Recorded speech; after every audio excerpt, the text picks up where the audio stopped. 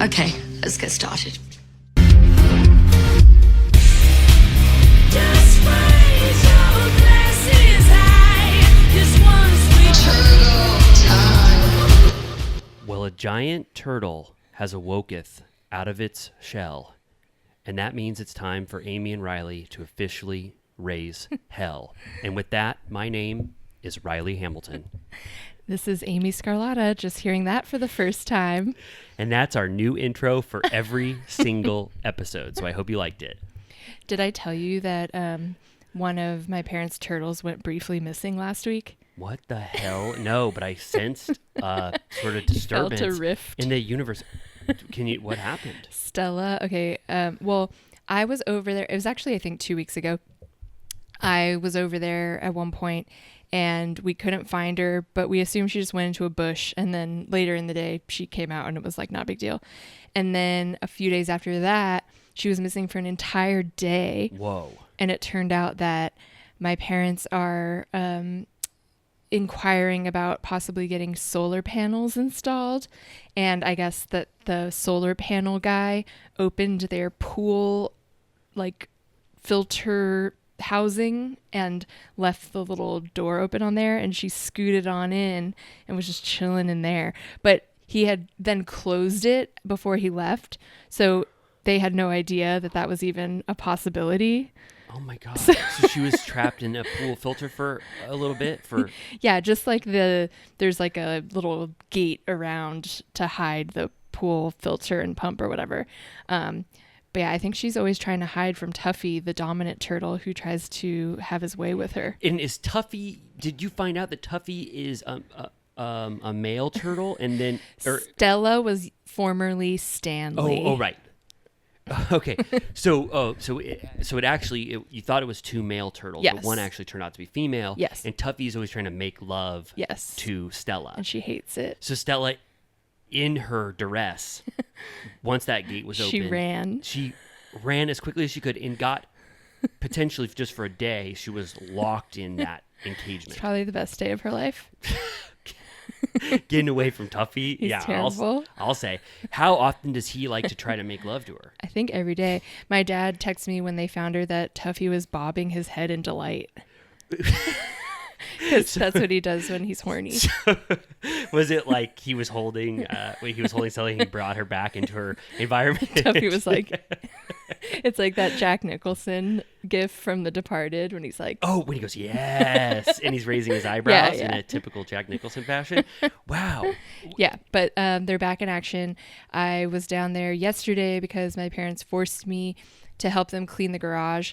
And I looked over at one point, and Tuffy, I didn't know that he was eating watermelon, so I thought something like terrible had happened because there was just like a mound of like flesh-colored debauchery. Yeah. And it turned out it was watermelon. And turtles like watermelon. Loves it. That is so fun. How old are they again? Like 70. So Tuffy is 70, and he's still horny, and yeah. And Stella is also 70. I think they got her a little later, so I'm not sure. But my dad got Tuffy when he was like 10, but he wasn't a baby turtle at that point. Wow. So I don't know. That's amazing. Yeah. What a life they've led. Yeah. I'm proud of them. Love it. Well, I wanted to ask you because we did take, a week off from recording. We did it last week. I'm sorry, guys. No. I mean, I think people responded to the top 10 Housewives episode. Yeah. I think we got more commentary than we have for a lot of That's our true. episodes. Lots of engagement. Yeah. And I think it gave me hope for a world where we don't have to be so tied to topical episodes, and maybe we could just do fun one-off little things like that, Totally. Yeah, it was interesting timing. Hopefully you've listened by now, but you know that we swallowed our pride, or at least I swallowed my pride, and gave Bethenny the #1 slot.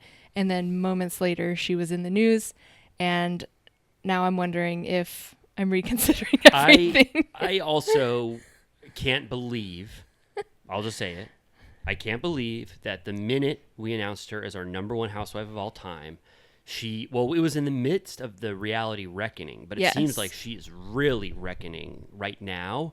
And there's never been, I think, more hatred towards her now than ever before. And Yeah.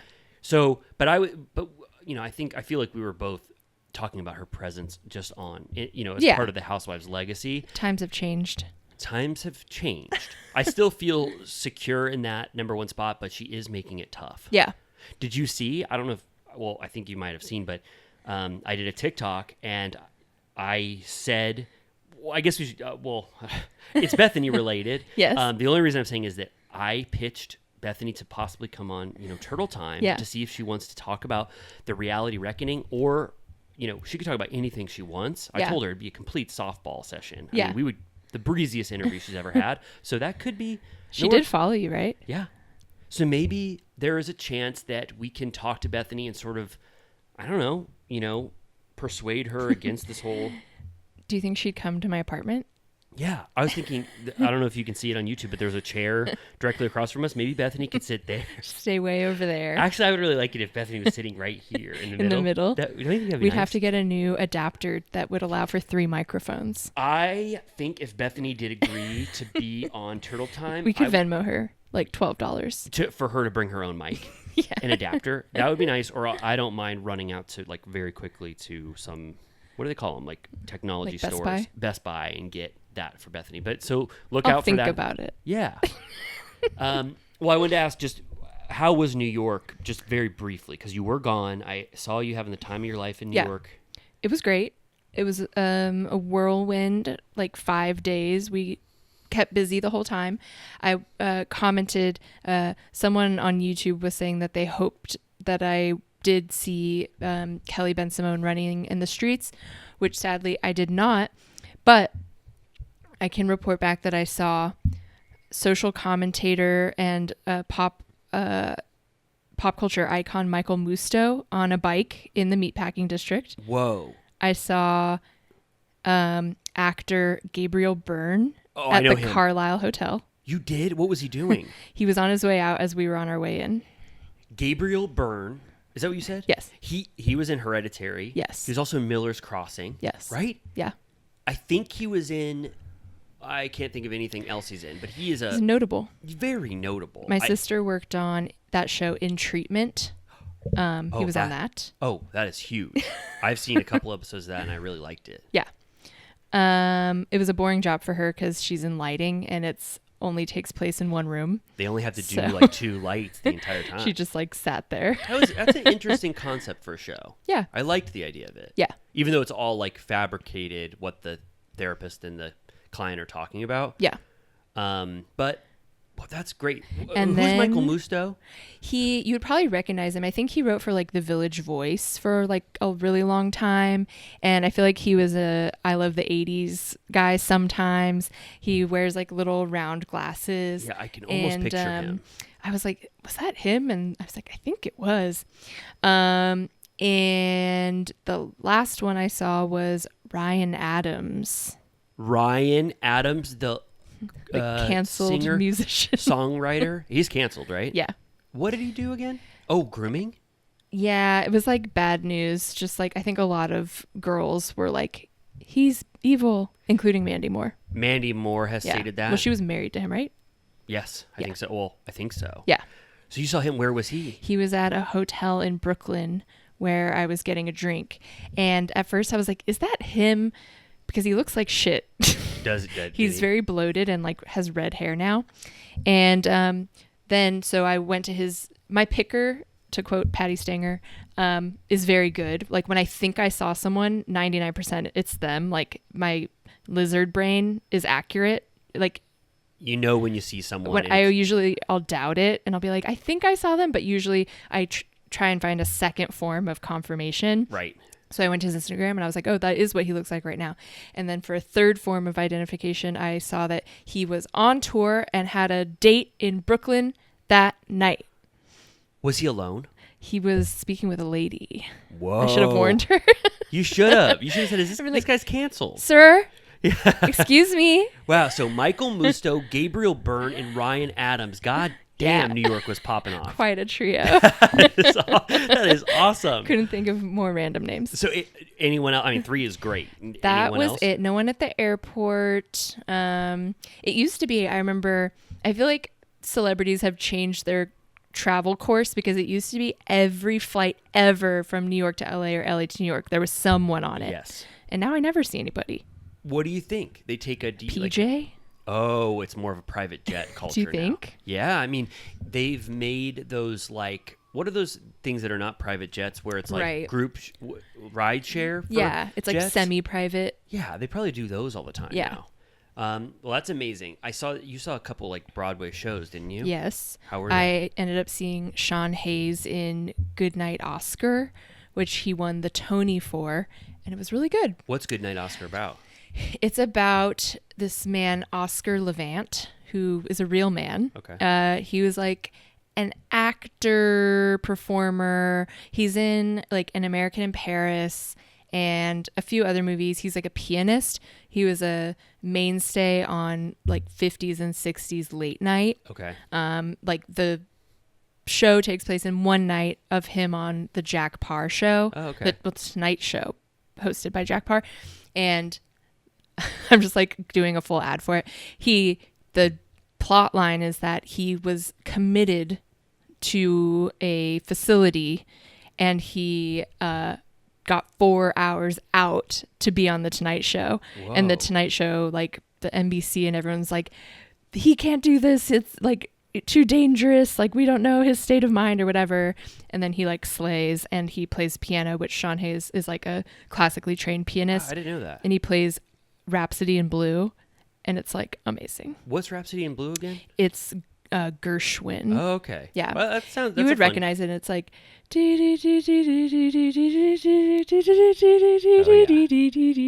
Oh yeah. So he actually played that. yeah, on it was like piano for everyone? insane, and it was like 5 minutes long. That's fun. So you really bit the Big Apple. Totally. That's awesome. Oh, how was the rare bit? The Welsh boat? Oh my God, it was great. No Matthew Reese, so I didn't get to add him to the list. But it was really cool. At first, when we got on, it was literally raining, and I was like, what have we done? But it stopped, and then it was sunset, and it was pink skies, Beautiful. gentle seas. And it turned out that my cousin's boyfriend used to work with the captain. Whoa. It's kismet. That is amazing. I mean, the stars aligned, I think, for you in New York City. Yeah, it was I just love it. I love going there whenever I can. I feel like because my sister lives there, I could go tomorrow. Yeah. Like I could just be They like, have I'm coming. somewhere to stay. Bye. Yeah, that is very nice. That's a luxury. I have people I could stay with too in New York, and I love it there too. And I'm glad you got to experience that. Yeah, it was very nice. Not too hot. Yeah. How about you? How was LA? It's been hot as hell. Yeah. It was bad without you here. But overall, I'm okay. I mean, I'm doing good, but nothing notable happened while you were gone. Good. It was just sad here. I don't wanna miss and not out. nearly as fun. Okay. I was just saying, I'll use this as a segue, but I feel like I went at a good time because not that much happened in the news or the world. And, I missed RHONY and Orange County. I actually thought was pretty good last week. We don't have to go fully into it, but when they dress as each other, I thought it was funny. Okay. Yeah. I thought You weren't entertained. No, I thought it was very, very bad. I showed it to Jimmy and he was like, great job, girls. I thought like the 4 funny ones were funny. Was Tamara included in there? She looked like Heather. She did a good job. But she became annoying, of course. Heather DeHoe. I know. Is the way to go. Yeah. But Okay. anyways, I thought that was entertaining. Oh my God. Also, we don't have to get into this, but I don't usually actively watch Below Deck. But we put Bravo on while I was there. And did you hear about the Below Deck Down Under scandal? Yes, I saw I that. organically watched that episode Whoa. last week. And my sister was like, I watched the show and this is crazy. Like she was like, that's like, we accidentally watched the most exciting episode ever. Was it a crew member? It was the bosun who's like a top role, got nude and climbed into bed with a stew who was blackout, passed out. And the producers like banged on the door and let themselves in and told me to get out. Yeah, I saw that clip, but I didn't have any context for it. Did he know that? Like, I mean, I know he works with the stewardess, but why did he think? I mean, I know there's no excuse for it, but why did he think it was even appropriate to even climb in the bed with anyone? he just drunk shouldn't. as hell. Yeah, he was definitely drunk, but yeah, I don't know what he was planning to do. And I'm like, it is a sort of interesting question of, I feel like it's actually pretty rare for production to intervene. Yeah. And it's like, do you think that on like Vanderpump Rules or something like that, not to put them under more scrutiny than they're already under this week, Right. but like, do you think that they would stop something like that? You know? Yes, I think they would. I think knowing that someone was blackout drunk and couldn't offer any consent, and then having someone who's also drunk like invade their private space, and potentially you have no idea what's going to happen when the doors close. Yeah. I think that is a bridge too far Yeah. for any production. But yeah, it was shocking to see. It was shocking to see the limits of when production does step in. Yeah. And fully validated. Yeah, that was shocking to see. And I've never watched Below Deck before. That's the only clip I've ever seen of it. Yeah, it was crazy. And then there was another, so spoiler, he got fired, but there's another girl on the crew who was like mourning his firing and was like, we don't even get to say goodbye. That's so sad. Like, I feel so bad for him. Like, what he did wasn't even bad. And then she told the girl who was assaulted, basically, she goes, he should have come to my room. I would have welcomed him. Whoa, really? And she got fired too. Whoa, wow. Okay, damn. I was like, bye. I Wow. was like, this episode rules. Yeah, that's wild. So does it make you want to continue the Down Under Kind journey? of. I mean, yeah, I've watched, I've pretty much only in any real way watched Below Deck Med, which is the Captain Sandy one. I don't have much experience with the regular one or Sailing Yacht or Down Under, but now that I'm so acquainted, it's so easy to dive back in. So I kind of want to record it and have it as like a backup, like chill show. Yeah, I haven't been ready to commit to it yet just because I know it's like, 4 spinoffs? Yeah, it's a lot. And there's so many episodes of like the original. Yeah. I watched some of it during COVID when I was in my puzzle era because it's good like background. Yeah. And then on Project Runway, which I am watching this season, they did a Below Deck challenge where they had to design outfits, like crew outfits. And I was like, I had seen enough of it that I recognized most of the people, which made me feel That's interesting. That's comforted. one of the challenges, like referencing another show. Yeah. Well, they did a Housewives one. They did? A couple years ago, and Luann won. Or the How did outfit How did Luann? that was designed for her one. Oh, so someone said, or Tim Gunn says, design a... He's not on anymore, but my bad. Christian Siriano, who's a former winner. Yeah, that's like the challenge. They love to integrate. And then so Luann, since she won, her outfit won on that last one, she was a judge on the Below Deck challenge. Whoa, that's really fun. Yeah. So some crossover. Totally. That's very cool. Well, yeah, that was interesting. One thing I forgot to say that I did while you were gone, I was so, I was kind of bummed out. And I decided I'm staying in Sherman Oaks. Yeah. You know this. I'm house sitting. Yeah. And so I realized that I was like 8 minutes away from the site of where Jax's Studio City is going to be. Yeah. Ultimately. And I knew that there was like a sign up because Jax had posted it. So I wanted to just go out front of it and see what the hell was going on. Yeah. So I drove there, and it's right next to, it's on Ventura Boulevard. Yeah. And it's right next to a Rocco's Tavern. Yeah. So, I mean, this isn't really like a scoop or anything, but I just thought it's interesting that, so Lance Bass is a partial owner of Rocco's Tavern. Okay. He owns the one definitely in West Hollywood by Lisa, and I think he might be a part owner of other Rocco's Taverns, because this is now like the third or second like Jax Rocco's collaboration, because also Rocco's is one of the places that like would serve that Just Add X. Do you remember that? Like, Yeah. it was like his mixers. Mixer drinks. Yeah. And so Rocco's was like the place where you could go get the Just Add. I don't know why Lance Bass has had this many like business dealings with Jax. Yeah. But anyway, I for some reason thought that Jax's Studio City would be like him building a bar and starting it from scratch, like Schwartz and Sandy's or whatever. But I think, based off what I saw, is that Rocco's Tavern is there on Ventura Boulevard. And then there's this place called the 77 Cocktail Lounge, which I think is also owned by Rocco's. It's like they took over the space next to theirs. And I think that business either failed or they don't like the concept. Because on the 77 bar like sign, it says for information about where to use this, or how to use this event space, you can call Rocco's. So I think Rocco's owns this 77 club or whatever. So they're it's just called. like putting a new sign up. So Jax's Studio City is just, I think, going to be like a turnkey property where everything exists already inside of it, but it's just going to be Jax's concept now. I would love to see the dollars and cents of like what he put in and what the monthly costs will be.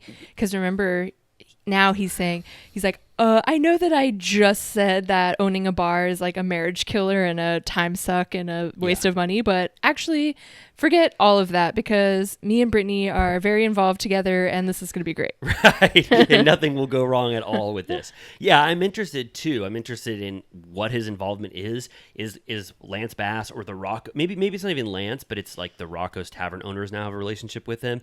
And they want him to be the face of it, just like Schwartz and Sandy's, but he has 2% involvement. Like, you just don't know. I mean, it's pretty bold. It's Jax's.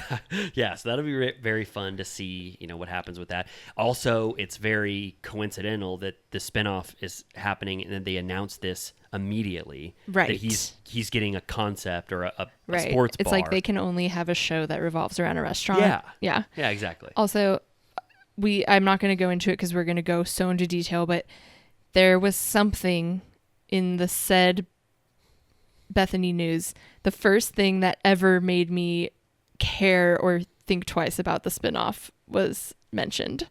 And we will get into that. Oh yeah, the Kristen aspect. Yes. Oh okay. Yeah, we should talk about it. Okay. Well, that was my Jax's Studio City update. Not a lot to report, but I think it's just interesting that it's not starting from scratch, like I for some reason assumed. It just seems like he's going to take over an existing bar that already has everything going for it. I mean, that's probably what Schwartz and Sandy's should have done.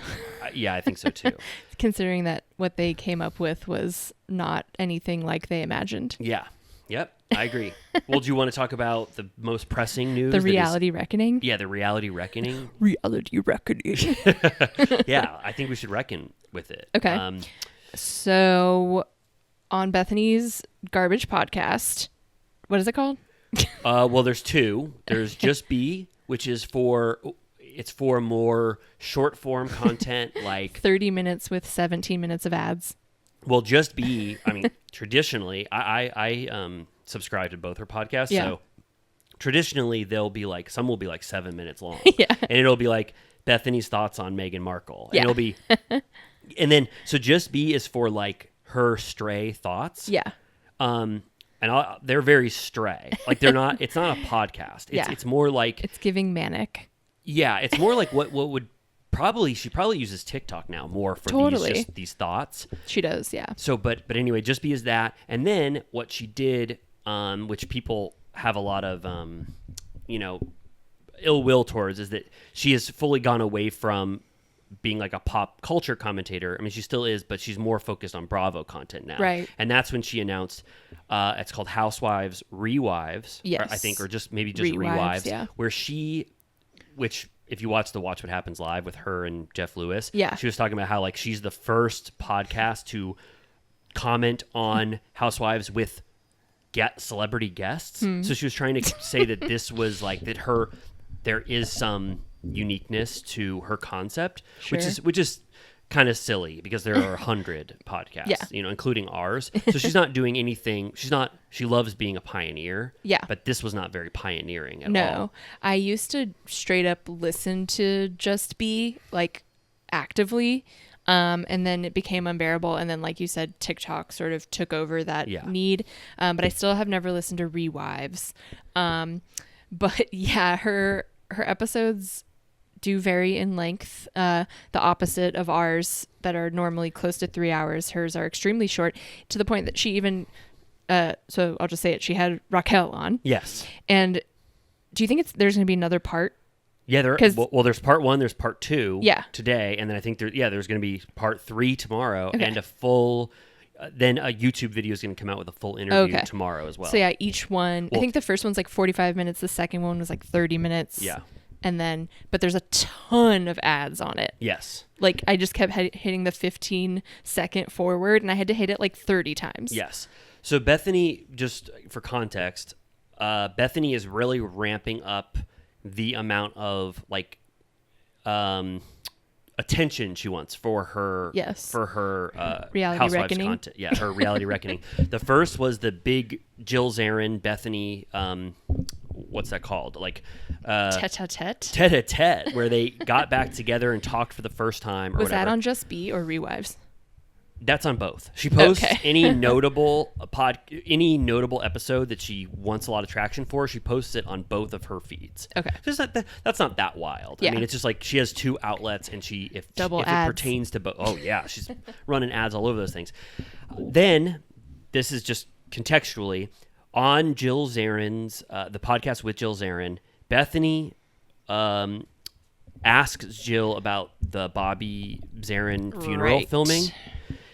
And Jill says, which she's been saying for 10 years, that she did not give final approval for Bravo to film at Bobby's funeral. Right. She says that she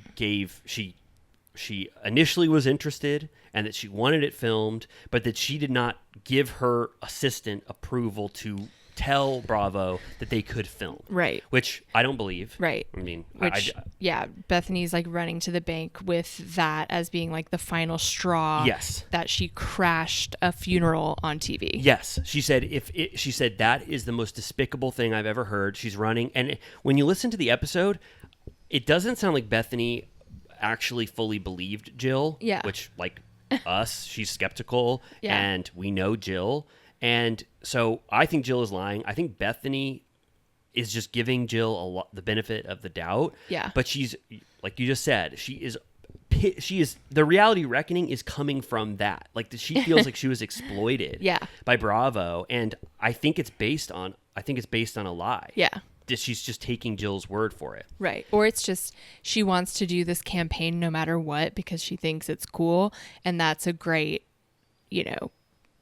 pillar Yes. to add. I also think it's like I don't know if this is a negotiation strategy or not. Like, I don't know, someone can let us know, but she has one goal, which is to get residuals for reality TV performers, which I think is a noble goal. Mm-hmm. Like, I think if Vanderpump Rules is the most successful Bravo show and people are rewatching seasons 1 through 10 for the first time, they should participate in the success of Sure. Vanderpump Rules. So that's a noble goal. But then I feel like to get either attention for that goal or to I don't know. It's like twofold. So what is she doing? Because she's also trying to say that this is the most toxic work environment, and that Bravo should, change the workplace conditions because they foster, they ply people with alcohol. Right. They put them in unsafe conditions. They're using people's image without compensation or like benefiting off the misfortune of cast members. So I'm wondering if that's like a negotiation tactic to get the residuals, or if Right. it's just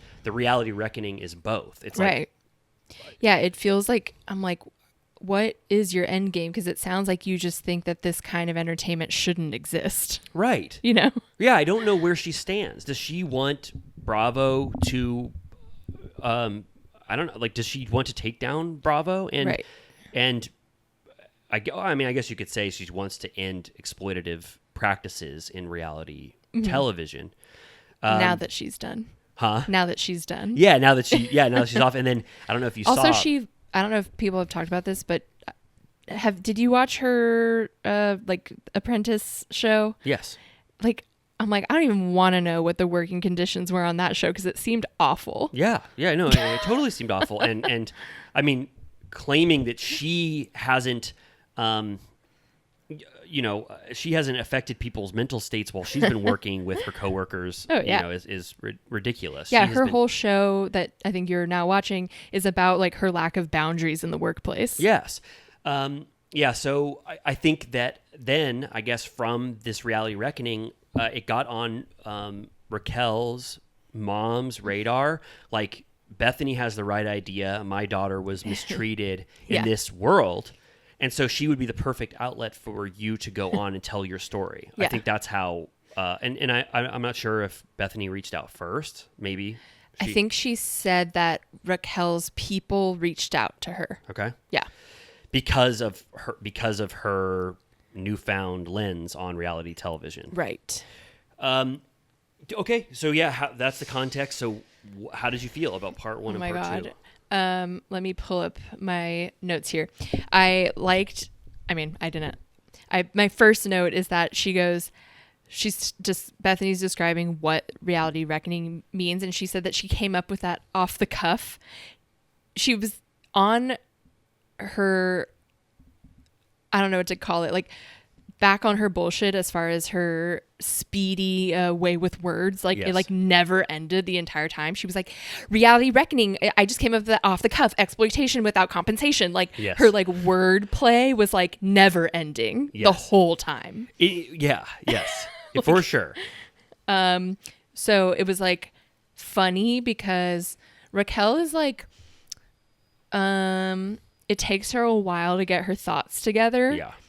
So she's sort of like slow paced because there were a lot of times when she would start to say something and then try and reword it, or she would say something wrong, or like there would be like pauses where I would like look at my phone to be like, is it still on? Yeah, I listened to it at 1.5 speed, and there were still frequent pauses. But I sort of sympathize with that. I mean, Sure.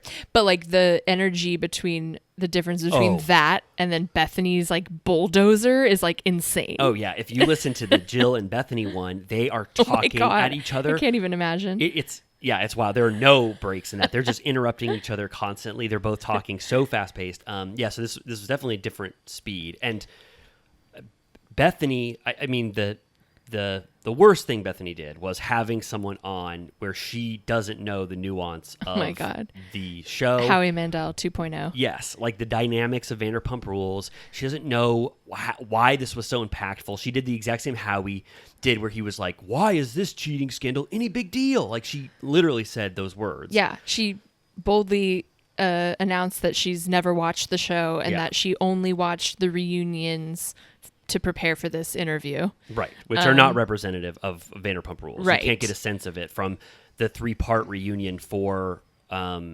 season 10. Right. She said multiple times, this kind of comes to play in the second episode, but that if Bethenny said, if I was your mom, I would be in jail right now because of how people spoke to you, which, yeah, again, I said, I didn't say I would go to jail if someone talked to Raquel that way if I were related to her, but I did say at the time, like, Jesus Christ, like, this is crazy shit to be saying to someone, you know, like it was like, it felt icky to me at the time. Yeah. And I felt it was like kind of weird to celebrate the amount of hate. Yes. Like it just felt outsized, which is why I feel like they should have waited to film the reunion later so that there could have been more discourse. But if you had never watched the show, didn't understand why it was a big deal, and the first thing you're seeing is Ariana say like, fuck yourself with a cheese grater, you're going to be like, oh my God. Yeah, I agree. I don't know. I'm sort of a like words. Like I understood where Ariana was coming from and how hurt she was, and Yeah. she's just good with words, and she was saying the worst things she Well, could it think also of to someone didn't that hurt seem her. to actually affect Raquel that much. Like in specifically the second part of this podcast, Bethenny is so much more upset saying those words out loud than Raquel ever was. Yeah, yes, right. Because Bethenny has no context for it. So Right. those words out of context sound so much worse. You have to know what led to this. You have to I agree that we were watching people that are just pouring pure hatred on a human while we were watching it. But you have to understand that how hurt Ariana was for it to make sense. Sure. Calling someone subhuman because they cheated on your partner of 9 years makes sense. Right. Subhuman? That's not that. I mean, I would take it in stride. Yeah. A little bit. But Bethenny, out of context, made it sound like these words are representative of the evil that can take place in the workplace. Right. And also usually, well, first of all, yeah, it felt like it struck a chord with Bethenny personally. Like I was like, someone said really fucked up shit to you at some point, Is and she it subhuman? like it felt very personal, like I don't know, like childhood or something. Like it felt like she was very upset about it in a way that was felt I think she keeps triggered. thinking about her daughter. And Right. she kept making that point. I'm like, Andy Raquel's has like children. 30. Okay. Yeah, I think Bethany asked her how old she was, and she goes 28, and she goes, "Oh, okay." She kept being like, Andy Cohen is a father, Lisa Vanderpump is a mother, and I'm like, and Raquel is in her late 20s. Yeah, and also It's just because she's dumb. I'm sorry. yeah. That you feel bad for her. I think so, but also Andy and Lisa did not. Andy and Lisa were restrained. They didn't berate Raquel. No. They both they reserved their judgment. Andy reserves his judgment. I mean, Bethany thought he should have stopped production based on what? Stop everything. Did you hear what Ariana said? She called her stop that. Ariana, I warned you, do not call her subhuman one more time. The thing is, usually it would be more of like the most cutting example I can think of outside of that is like the Phaedra's takedown on Kenya about her sperm donor needing $10 to buy a pizza. Do you remember that? Not really. It's in a reunion. I'll play you the clip sometime. It's one of the best worded shade moments in history. Whoa. Because Kenya's going after Apollo, I think, and Phaedra just goes, while I'm here with my family, you're over there at a sperm bank trying to you're not going to know if your baby daddy was in jail or needed $10 for a medium pizza. So it's so fucking funny, but it's like, that's to Kenya, who's like also a devil. Right. So you're like, whoa, that was savage. But if you say that kind of thing to someone that has no power, it's even more sad because it's not head to head. Right. You know what I mean? Right. So you have to understand the dynamics of these scenarios in order to cast aspersions or have sympathy for the person saying it. So Bethany not knowing any of the context, I think, just kind of negates her viewpoint on this situation. No, she was like so ill prepared.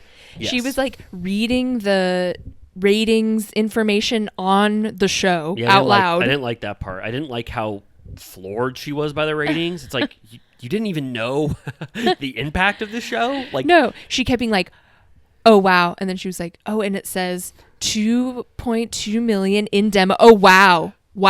Yeah. And she's like, for context, you guys, the demo, that's like the best. That's what you want. Like, this is huge. Yeah, oh, okay. And then she'd read a little more detail and she'd be like, wow. Okay, wow. And I'm like, hello, we're all sitting here listening. You're having this revelation about the ratings that we all know about. You couldn't have read your dossier before the interview. Like, you have people sitting here listening, and Raquel's just sitting there like, And then she was asking Raquel about the ratings and like the advertisers and shit. And I'm like, why do you think she fucking knows that? Right. Yeah, I agree. I'm a little, I guess, I'm conflicted because part 2 made me think deeply about things. So part 1 was a little silly, and they were just getting into it. And I was like, overview, and I was like, Bethany doesn't even know why she's doing this. This is a narrative. She's having Raquel on to fulfill the reality reckoning narrative. This is the person who had the worst misfortune happen because of her own actions on the show. And this fits into Bethany's narrative. Yeah. The second part, I'm just going to be honest. I think that there's some illegal, allegations that were made that I want to really tiptoe around, because so we have. You mean to just the tape? Huh? The tape? All of it. I mean, there are three illegal actions I feel like that she alleged in part 2, and I do, I don't believe that. I'm just going to call her Rachel Leviss now because I feel like she made that switch, and I don't want to call her something that she doesn't want to be called. Rachel Leviss, I don't find her completely unreliable as a person. I don't think she's lying 100% of the time, whether she has a different viewpoint or whether she misremembers something, but I don't think she's a full-blown liar. I don't know. Do you get the sense that she's... No, I mean, I think she was lying for a long time, but it seems like at this point, because throughout it, I was like, oh, you really are not trying to maintain those relationships anymore, including with Tom. Right. Like, I'm like, he's fucked now. Yeah. Well, do you think he is? Well, I mean, just she let it loose of accusing him of something bad. Yeah. So then I'm like, okay, if Scandival hadn't happened, just if you are Bethenny and you don't really understand the full what happened with Scandival, like, and you're just taking this at face value of what Raquel is saying. Yeah. God, Rachel. It does sound horrific, the ordeal that she went through for a cheating scandal. I mean, I guess I'm being a little bit of devil's advocate, and like, if what she alleged about Sheena is true, you know what I mean? I mean, I don't want to say it, but if I mean, I'll say it. We really don't think that Sheena punched her? Like, come on. but that's a legal Yeah, they issue. went to court about it. Right. And she botched the restraining order. But honestly, I But understand why Sheena doesn't want to say that she did, but I think that she did. Okay, all right, well, good. You're braver than I am. So that's... I mean, that's not that big of a deal. Like, I mean, that's bad. We don't, like, violence is never the answer, etc. But it's not surprising. Yeah. In the grand scheme of things, to find out shocking information, at the least she admitted to shoving her. Yeah. So to translate that into a fist or whatever, the left her with a scar. is Okay. whatever. Yeah. I Yeah. believe it. Okay. Yeah. Allegedly that happened. And the thing that you remember about why that reunion was so insane was it truly was mob mentality. Yes. So they all decided to agree that Sheena didn't do that, that she never said that she did. No one ever heard that she did, whatever. So, that's not good, though. No. But it was total mob mentality. Like, Right. even like if Lisa did try and say like, all right, let's like chill a little bit, they'd be like, Lisa, you're disgusting. Stop saying that. Well, Lala basically got to that point where she was like, I don't care about your opinion. It was opinion insane. anymore. It was. So they were all fired up. So what I'm saying is that, like, this does make me look at Scandival, like, Raquel, I don't want to say victim, but Raquel telling her side of the story did exactly what Bethenny wanted when she had Rachel on. To shed light on facts that we have not seen, that I sort of forgot about. I sort of let that allegation that she got punched sort of go by the wayside, because it was like we weren't even allowed to talk about it, because we love Sheena and we don't want anything bad to happen to Sheena, and I don't, I'm not even going to say, I'm just going to say allegedly she punched her. All of these claims are alleged.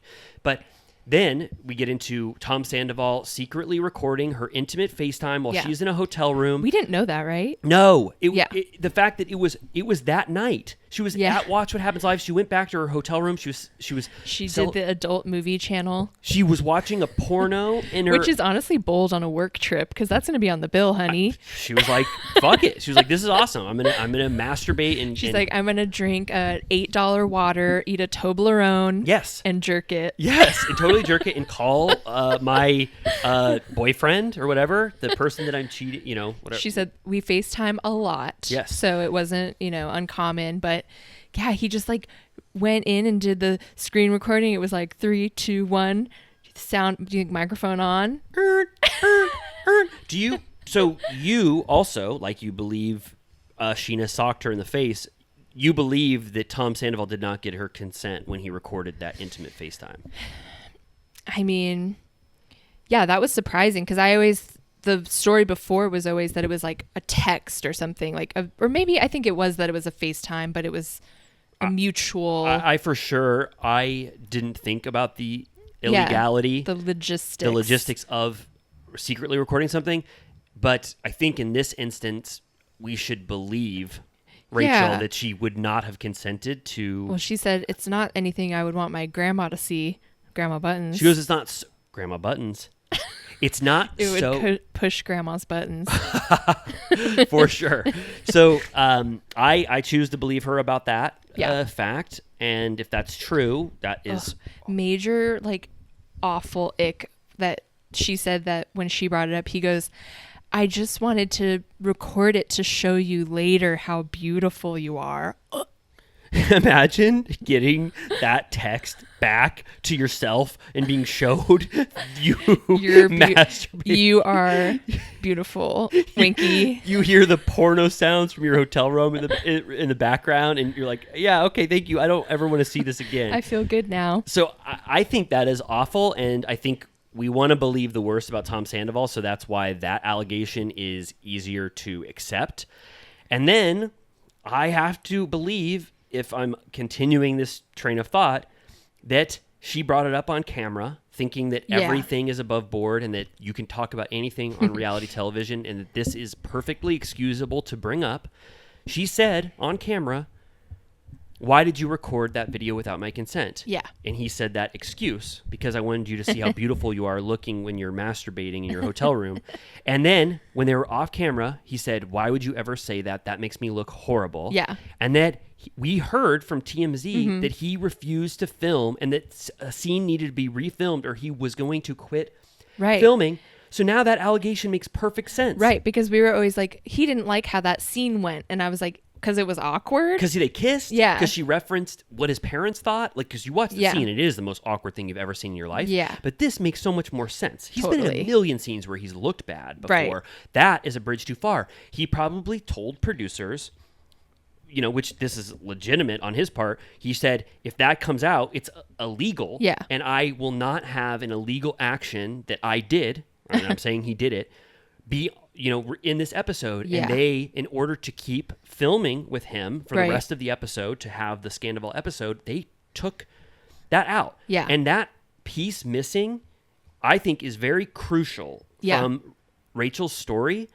And so people are using Bethenny as the scapegoat of like compensation, and you have so many ads on your podcast and all this is part of the reality reckoning. You're using her, but really, if I hadn't known this, I have a Scandival timeline in my head, and these pieces, when added to it, really affect my overall impression. Yeah, totally. And then, so yeah, that is crazy. And then the fact that the Ariana even texting that video back to Rachel or potentially to anyone else, allegedly, because we don't know. Yes. But like that is like distribution of like, it falls into like revenge porn laws. Yes. And anyone, there's two sides always to think about this. There's the legal brain and in the context of course of the you're show, not going to be like, like, yes, before I send this rage text from my boyfriend's phone to his mistress, should I think about what laws this abuses, considering it was like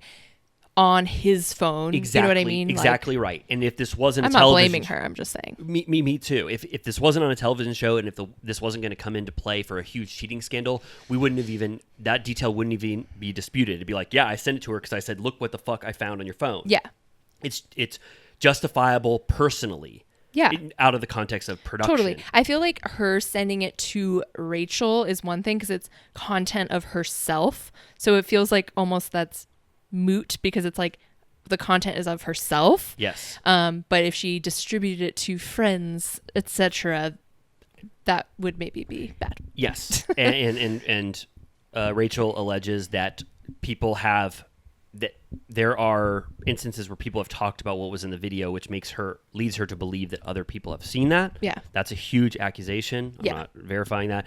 But it all still stems from Tom Sandoval secretly recording it, because then, obviously Ariana would have never seen it. No one, it would have been sent anywhere. Like he is the reason for why there is this horrible video out there in the world. And I mean, could Tom Sandoval look any worse? It's pretty bad. Part of the conversation that so Bethenny brought up the Bethenny clause, of course. Oh, I was going to ask right at the start. Did you like how she about Schwartz and Sandys? Yeah. Which she kept asking Rachel to confirm whether or not Bravo gets a cut from either Tom or Schwartz and Sandys, which she seemed to not have the info on, which, do you think that, I never thought that was the case. Yeah, I think they do, because what percent do you think? 10%? That much? I would love to know okay. I mean, your business is being portrayed or is like you're advertising your business to millions of people that would never see it. I think they should get a significant cut of what you do if you're promoting it on the show. Mm-hmm. I think the Bethenny clause makes sense to me. Mm-hmm. If Vicky's going to show up wearing a Trace Amiga's cocktail hour shirt and she's advertising something that was created on the show and she's promoting every single episode, I think it makes sense that Bravo takes a cut. I thought it was interesting that Bethenny is alluding to her thinking that Tom Sandoval might potentially have started Scandival to promote Schwartz and Sandy's, and she didn't believe that the phone actually fell out of his pocket and that Ariana happened. She was like, "You believe that?" Yeah, she was thinks like, that this might have "That's been what I've been told." Right. But then the most bullshit thing to me was that, which sounds like a Sandoval lie / Jack's territory if I've ever heard one, that Rachel said that he told her that in his negotiations for the new season that they offered him a producer role.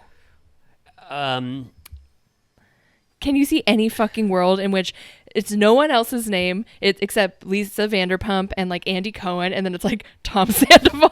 It says executive producer Ken Todd, Lisa Vanderpump, Andy Cohen, and then it says on a single card and producer and featuring Tom Sandoval. Introducing Tom Sandoval as a producer on Vanderpump Rules, and for the first time crediting Tom Sandoval as producer on Vanderpump Rules. And Bethenny was like, "Wow, that's interesting. That's interesting." And I was like, "That is not fucking true." Okay. That's a good point, and I'm glad to hear pushback on that because I was very worried that could potentially be true. That would be fucking insane. I feel like the cast would mutiny if that was true. Yes, Ariana specifically. There's no way. Lala, Ariana, and like anyone else would be like, "Fuck you." What if he leveraged? What if he leveraged him coming back to the show and said that I am so integral that the show would have been canceled without me after season 10, and I am no longer going to do the show unless you give me what I've earned from being on here 10 years and what I did to make this the most popular show of all time. Popular show in Bravo history. Do you really think he would walk away without it though? He has nothing else. He needs the money so bad. He had. Well, okay. I will accept that there is doubt there, but I can still believe a world where Tom Sandoval alluded to that being the case to Raquel. For sure. I believe that he told her that, and I believe that she believed it. Okay. But I don't think that the producers actually ever entertained that idea. Also, I don't think that I was thinking like maybe they could just not give him a producer credit, but technically consider him a producer on the show, but I don't think you can legally do that. You have to give him a It would credit. just be insane. Like, no. I don't know though. Like the idea that they would be filming together and be smiling, and that Tom Sandoval would be on these trips, and that like seemingly there's goodwill between him and James Kennedy. We don't know the specifics, but I would have never thought this could happen. I would have never thought that Tom Sandoval would have had the power to demand a cut from an episode. Yeah. About, like I wouldn't have thought that he had the power to just walk out and say, if you include this detail about me secretly recording that FaceTime, I will not be a part of it. So he does have leverage. Totally. I mean, I feel like that exact period of time, like that week that was filming in real time, they really were desperate. Yes. You know what I mean? Oh yes. So if he was like, "I'm going to leave," they'd be like, fuck. Like, this is the gold. Like, this is the pure juice right here. So like, we need to cooperate with him in this very small time window. Yes. Whereas like planning for the new season, you have some leeway, some run time, some planning. Whereas that week it was like, cameras up, go. Like, we have him here. Raquel's here. If he's going to, you know what I mean? Like, yeah. So, okay. I take that point, and I'm sort of glad to know that you don't think that's the case, because I was like, I'd be bummed. Gag me with a spoon if we watch the new season and it says producer Tom Sandoval. And now featuring Tom Sandoval as a producer. That would just be fucking shocking. Yeah, I think people would rebel. But okay, all right. But there is just something to say about the power dynamic here in terms of how Tom Sandoval, because he agreed to come back and film, he is able to have the opportunity to get back in everyone's good graces. Where, Rachel, because she didn't want to be filmed and potentially make things worse, she no longer is even considered in this entire thing, and Tom Sandoval potentially is going to be forgiven by all the cast members except Ariana and Katie potentially. So I do think it's just ultimately, I guess it was good to hear Rachel's side of this for me, just because Tom Sandoval is probably going to gain favor in some way because that's Yeah. just his MO. And like there will be a world, like you always said, where it's like we might just look at this in hindsight and be like, damn, that Tom Sandoval, I don't know how the hell you did it, buddy. Yeah. And then Rachel potentially is going to be left to the fucking wayside. No one will ever forgive her. People will be like, you fucked up, bitch. Yeah. You're never on the show again. And now we love Tom Sandoval again. Like that's so sad. Yeah. And it's what, they were talking about how, she almost did go back to the show, she said, because, they make it that you want to tell your story and have a voice and you get addicted to being included and all of that. Bethenny said too. Yeah, which I believe. I think that's true for all housewives where you get major FOMO once you're off the wagon because and that could be construed as exploitative, but it could also be construed as the truth. It is true that Rachel, if given the opportunity, could. I'm not saying she could have, but she has the opportunity to sway the narrative. I mean, because they've all done it in the past. Yeah. So it is true that she could have done that, but I think we both feel, or I feel personally, that Rachel might not have had the gift of, no.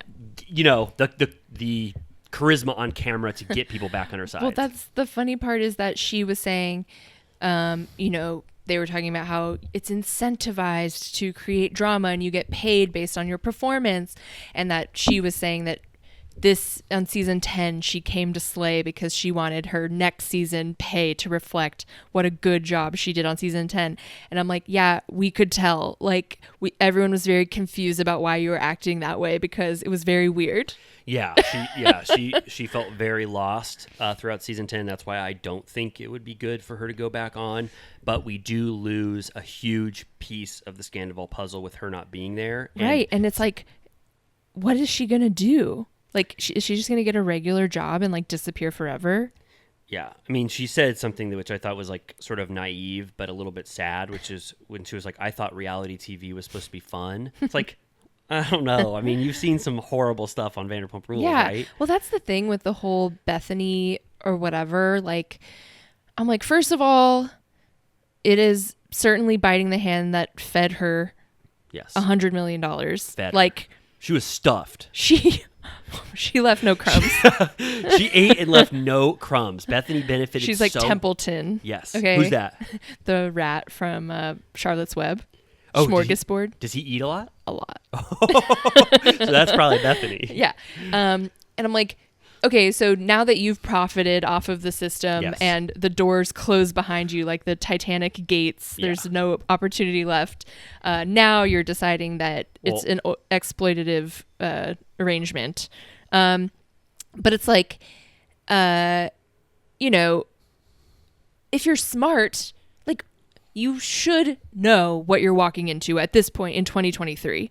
Like, we understand that Raquel is perhaps not the most shrewd figure. I think, sure, the rest of the cast is being exploited. Ariana is profiting hugely off of being publicly humiliated, basically. Yes. But she's being like, okay, but that gives me a platform to make hella cash, and that's worth it to me.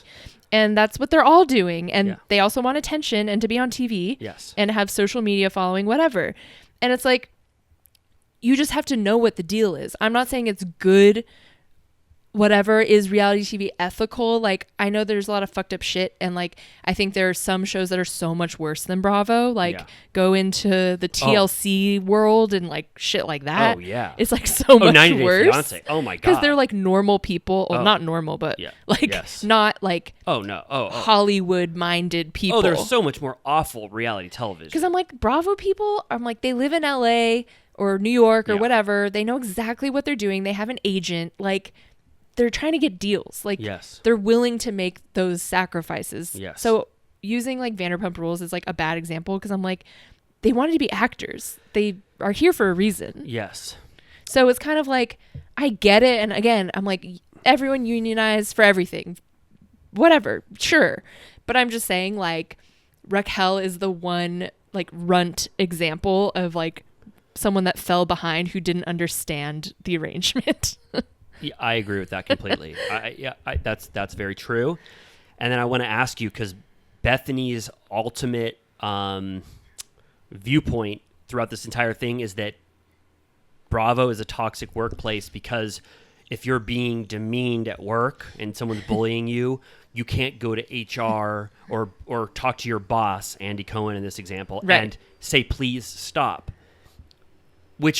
So I wanted to ask you, like, should Bravo and the reality television landscape, like while they're filming, be considered a workplace? Because I'm trying to think of a lesser example. Like I was thinking of like when Brandy slapped Lisa. If Lisa did get Brandy fired, Yeah. From that potentially. Mm-hmm. But I'm just not sure if it could ever work where if everyone was using, like, I guess, reaching out to HR for workplace issues, almost all of reality television is having conflict with your coworkers, Right. especially at a reunion. I mean, Right. that's the I mean, template. they draw the line at violence at Yes. least. Yeah. I agree. But like, okay, but if we agree with, the residuals aspect, we agree with unionizing, do we agree that Bravo, while they're filming, it should be treated like these are your coworkers, and if something bad happens while you're filming, you report it to HR and it gets handled like that? Or is it reality television? We are filming these people almost like a documentary, and Yeah. there's a certain hands-off approach we take to interpersonal conflict unless it gets to violence. Yeah. I mean, yeah, I feel like it's basically at the producer's discretion of, What they allow. yeah, like on camera is one thing because it's just like, well, like we're here, it's showtime, you know Yeah. what I mean?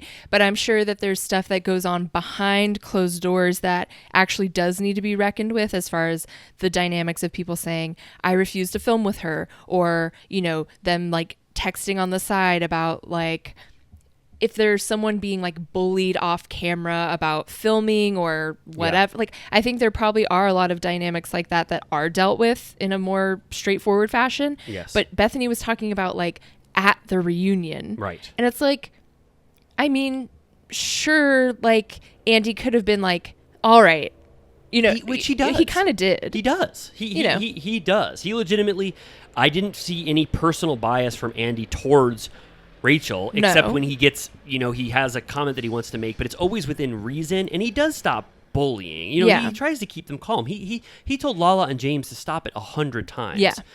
And Totally. I think, you could make the case, I think if you were trying to like unionize and make this more of like, an actual workplace, that they shouldn't be allowed to be drunk on camera. Yeah. Like, that is potentially... Do it. Huh? I don't want that. I know, but I'm saying if you take this to its logical end of what Bethenny wants, Yeah. you could almost say absolutely no alcohol. It leads to the most destructive Sure. behavior on set. So it's sort of it's like if you want Bethenny to succeed, to what point does it ruin Bravo? It like immediately ruins it. Right. I'm like, let's stick to the residuals, right? Right, but it's like it is very self-serving of us to want our content to. I'm not in charge of the way things work. I just watch it. That's a fair point. That's great. So I guess a little bit of the reaction to Bethenny. They're my sweet little lab rats, okay? Yes. So a little bit of this reaction to Bethenny is don't bite the hand that feeds you, but also it's don't ruin. Don't fuck with my programming. Don't fuck with my program, even though potentially it is. Unethical. Yes. Sure, but that's what people that hate reality TV have been saying forever.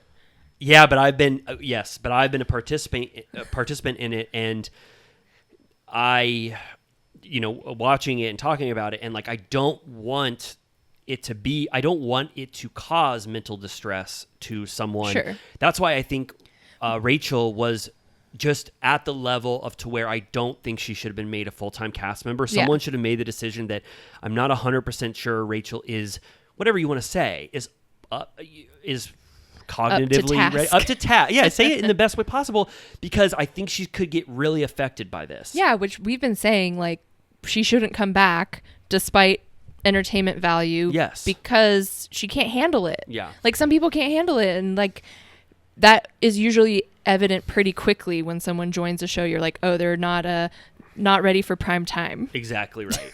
So, what else? Okay, so a very diabolical accusation, which I was like, Rachel, actually, this is maybe your best moment yet. She said they brought up that Kristen started saying things about James being abusive in the past and claimed that the show cut footage of him being physically abusive. And Rachel says that interesting that the second she started saying those things online, they gave her a spin-off, and she claims in her eyes that that was a way to silence her from basically ruining Vanderpump Rules because everyone loves James. Yes. So they were like, we'll pacify her with a little show over here on a Peacock or whatever. Called Jax's Sports Bar and Friends. And we're like, shut the fuck up. We'll give you a show, okay? Yeah. And she was like, all right. Yeah. Well, so her and Bethenny both have the most like nefarious view on everything. Bethenny was like bordering on like QAnon. She Yeah. was like, what did she call it? She was like, it's the realm. They must protect the realm. The upside down, right? And Reality then TV is the upside down. yeah. She kept calling it the realm. She did. I don't remember calling it the realm. Wow, that's Protect the realm. Yeah. I was like, what the fuck are you talking about? Well, but I think even if you don't take that physical abuse allegation, I mean, I don't even want to get into it because it's awful. Yeah. I mean, But again, Rachel said, she goes, I have seen him be a violent person. And Bethenny, the worst journalist in history, didn't say, was he violent with you? Right. Which like was always sort of a whisper about the nose being knocked. Yeah, well, to give more credence to what they're saying, we all heard at the reunion that James smacked the ass of someone working in Atlantic City and got him and Schwartz and Sandoval fired from a gig. And that was talked about for 1 second and then has never been talked about since. Yeah. And I don't know. Right now, James has all the clout in the world and all the love in the world. I don't know how an allegation like that just got washed away. And it's true that Kristen was alluding to, I don't know if she said physical abuse, but she said there is something that he's going to reckon with. Yeah. That is going to cause people to see him in a new light. And I don't know if Kristen said, I'm going to officially say this, and then got prevented from saying it. I don't think Kristen was ever going to fully say it. I think she just stands by the fact that she hates James. Yeah. And there's something she knows about his past that she hates and would make everyone hate him if it was found out to be true. Right. And But yeah, like, now talk about ethics. Like, if that's true and she's holding on to this secret detail that she knows that production knows, and she's still willing to do business with those people, it's kind of interesting. Kristen. Like, she's still in Bravo's pocket. Well, the devil's advocate in that scenario is that they watched her punch James in the face. Sure. And so she physically abused James. Yeah. So if there was violence in their relationship, but they cut his, but they kept hers because it's more. I'd be pissed then. You would? I'd be like, yeah, show him doing it back so that I feel justified in me being abusive on camera. Kristen. Yes. I thought you were speaking as you. Well, no. You know what I mean? Like, that paints her more to be a monster. Yes. If they only show her it's being like, abusive. It's like Kristen is literally taking a bullet for Bravo right now. Totally. That's what I'm saying. I'm saying it's crazy that she's down to do that. There's a lot of things that would be very affected by that coming out. Yeah. And also, the reason why I didn't think that Kristen was alleging physical abuse was because I didn't think any of the other cast members would ever be friendly with James if that was the case. If they knew that he had hit Kristen at some point in their relationship, I just felt like no one would ever have forgiven James. But with this dynamic, That's the fucking crazy thing about this whole show, and that what's been going on this whole time is how fickle it all is. Of like, Katie hated James more than anyone's ever hated anyone ever. Like, she basically borderline wouldn't film with him, like hated him. And now it's like a whole new world. I just don't understand what's ever going on. Yes. And like, there was that footage of them all at SUR this week for that Maui fundraiser, and they were all there. Obviously they were filming, so Yeah. whenever they're filming, it's kind of like with a grain of salt, but Right. literally Sandoval enters the restaurant directly behind Ariana. Yeah. Like they're like 6 inches apart. Yes. Which is, it's without seeing what they've been filming, it's just way too jarring to even accept, and it It's makes crazy. It affects my enjoyment of the show. Like I don't want to know what's like, going you think on. they're just like, do you think they're just like bullshitting us? Like nothing matters. They just like get put into these artificial environments, and it's just like, it's like the Colosseum in Rome, and they just put all 7 of them in and just see what happens. Yeah, like we invited Tom Sandoval to his birthday. You're never going to know when he's going to come, and he's going to show up. Lala, I think, said on her podcast that she was getting so much hate for hugging. I don't know if you saw that video at the beach where she starts to hug Tom Sandoval, and she goes, "You guys don't know what you're talking about. That was the most awkward hug of my life. Like we are not doing well or something." So maybe even though I've also seen James Kennedy and him laughing at the table, maybe there is extra context to all of these scenes that they have to film. They have to be in the same room. If Tom Sandoval comes up to you and says something potentially funny, even if you hate him, and they catch the one moment where they're both going, smiling for ha ha ha, LOL. yes, then okay.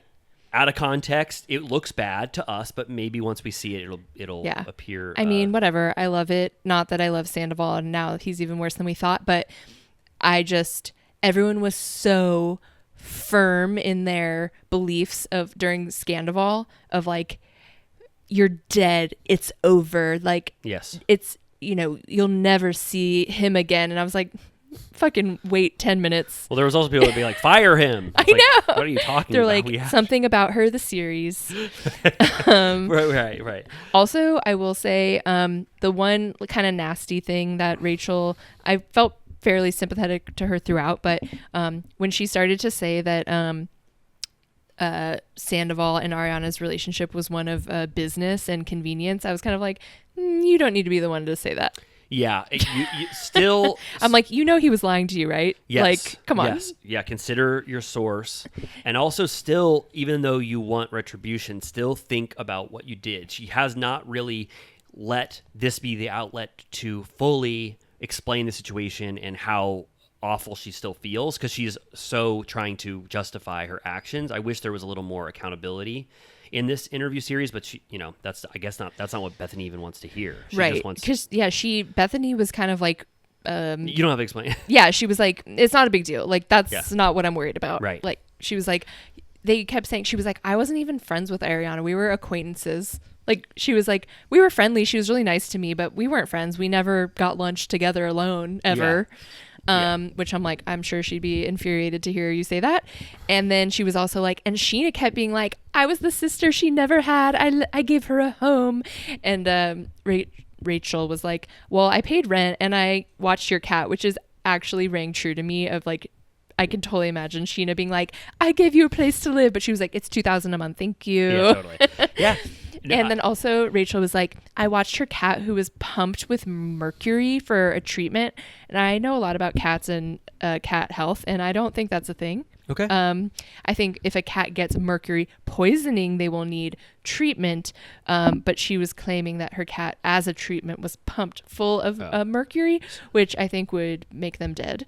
So that's one of those things where maybe she just doesn't have she's not processing the information correctly, and that could be potentially a lie that she would say. Yeah, so I it could think have had too much mercury. Either had mercury poisoning from something, or my guess is, because I had 2 cats that had to get radioactive iodine treatment for hyperthyroidism, which is you're not allowed to, they have to be in quarantine, Chernobyl style, for 2 weeks, and then when they do get home, you're not allowed to snuggle with them for 2 more weeks after that, and you have to put their litter in a bin because their waste is still radioactive. So that's for sure what Rachel was dealing I was like, with. that's what it had to be, right? So she was at Sheena's home with radioactive cats. Just glowing. So Sheena, I think it is time to make this good. This is the reckoning. Yeah, Rachel Reckoning, radioactive cat edition. She's like, can you pay me $2,500 a month to live with my toxic cat? Rachel comes in with a hazmat suit completely. She's like in Well, I was about to make it dark. In Chernobyl, the like charred man in the bed, like that his wife is like, I have to hug you anyway. Yeah. Chernobyl was so wild. I haven't watched that since it came out. So good. Yeah. I love it. Yeah, that was good. So yeah, I'm trying to think anything else. I mean, we're both. I feel like the general consensus is that this is so like awful and horrible of Bethenny, and that we hate Rachel still, and she's such a idiot, and she can't articulate herself. But I don't know. I mean, this is more. She did pretty well. I thought. Yeah. This is more illuminating to me, and really making me reconsider a lot of the thoughts I had about Scandival overall. I don't think. I think this was warranted. This interview. Yeah, I just Bethenny is just so high and mighty that it's fucking annoying to me. And it is the kind of thing where she did seem emotionally moved by Rachel's plight. She got emotional multiple times. She also forced her therapist to watch the reunion, which I was like, I want to make my therapist watch the Vanderpump reunion and look talk at what about I watch. it. Can you watch this and tell me what's wrong with me for living this? Yeah, and then the therapist, out of context, said she was subjected to abuse. Emotional abuse. Which Yeah, and Bethenny then read the like Webster definition of abuse. Yes. Which I'm like, okay, well. Yeah. So the bits of the interview that try to reinforce Bethenny's narrative land like a thud, but the parts where Rachel's just telling her story, to me, they're semi-convincing and need to be taken into account. But Bethenny overall is trying to wedge this into the reality reckoning narrative, which maybe it doesn't fully fit. Right. That's the thing is like Rachel has one point of view, and a lot of her point of view is based off of information given to her by someone who was lying to her. Yes. So she needs someone on the other side who has all the facts that can like enlighten her. Yeah. Whereas Bethenny is just taking everything at face value and doesn't have any additional information to compare with the other information. And she wants it all to fit into what she's saying. So ultimately it's kind of like there's no meeting of the minds really, because you're like, you each are in your own version. Yes. So it was annoying because you're like, no, that's not what happened, or like ask this additional question or whatever. So like when Bethenny was like, yeah, so like you weren't even friends with Ariana, right? And I would have been like, what about this? What about this? What about this? Like, exactly. You know what I mean? Yeah, she cannot offer any pushback. I have something I want to ask you. Okay. Since we can say that Bethenny was not the best interviewer for this, she's not the best outlet for Rachel. Yeah. Because there's no pushback. Would you be okay if I invited Rachel Leviss to sit here on the couch with us, and would you want to interview her? Yeah. Okay. Do you think she could be my new cat sitter? Are they radioactive? Not anymore. Well, then I think it'd be a complete step up from the Sheena sitting that she did. I wonder if it was Salem. Doesn't she have 2 cats? Sheena? Yeah. I don't know. You're the pet. You have the pet mind when you watch. I never think about their pets, but let's check on that. That detail really stuck out to me. I was like, that's interesting. Yeah, that was very interesting. Also, Bethenny, well, maybe it'll be in part 3, but she claimed they were going to get around to talking about the dog, which I can't wait for that part. Oh, I'm so excited. That's what I want to hear. Oh, I'm so excited to hear. Bethenny's going to be like, it's a 3-dog night. Bow wow wow. The dog is out of the cage and on the loose. Yeah. Who let the dogs out?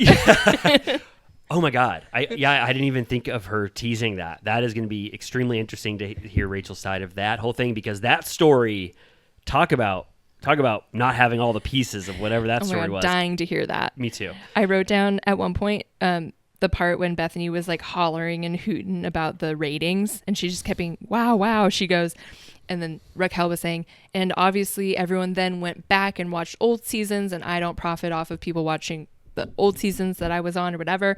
And Bethenny was like, all boats rise with the tide. Wow. I need to take a breath. I'm jacked up. I got to jack down. I was like, oh my God, what is wrong with you? The feeling when you look at the ratings. She was like flabbergasted. Her blood pressure like skyrocketed. I don't know why that was such a revelation to her. That's the whole point.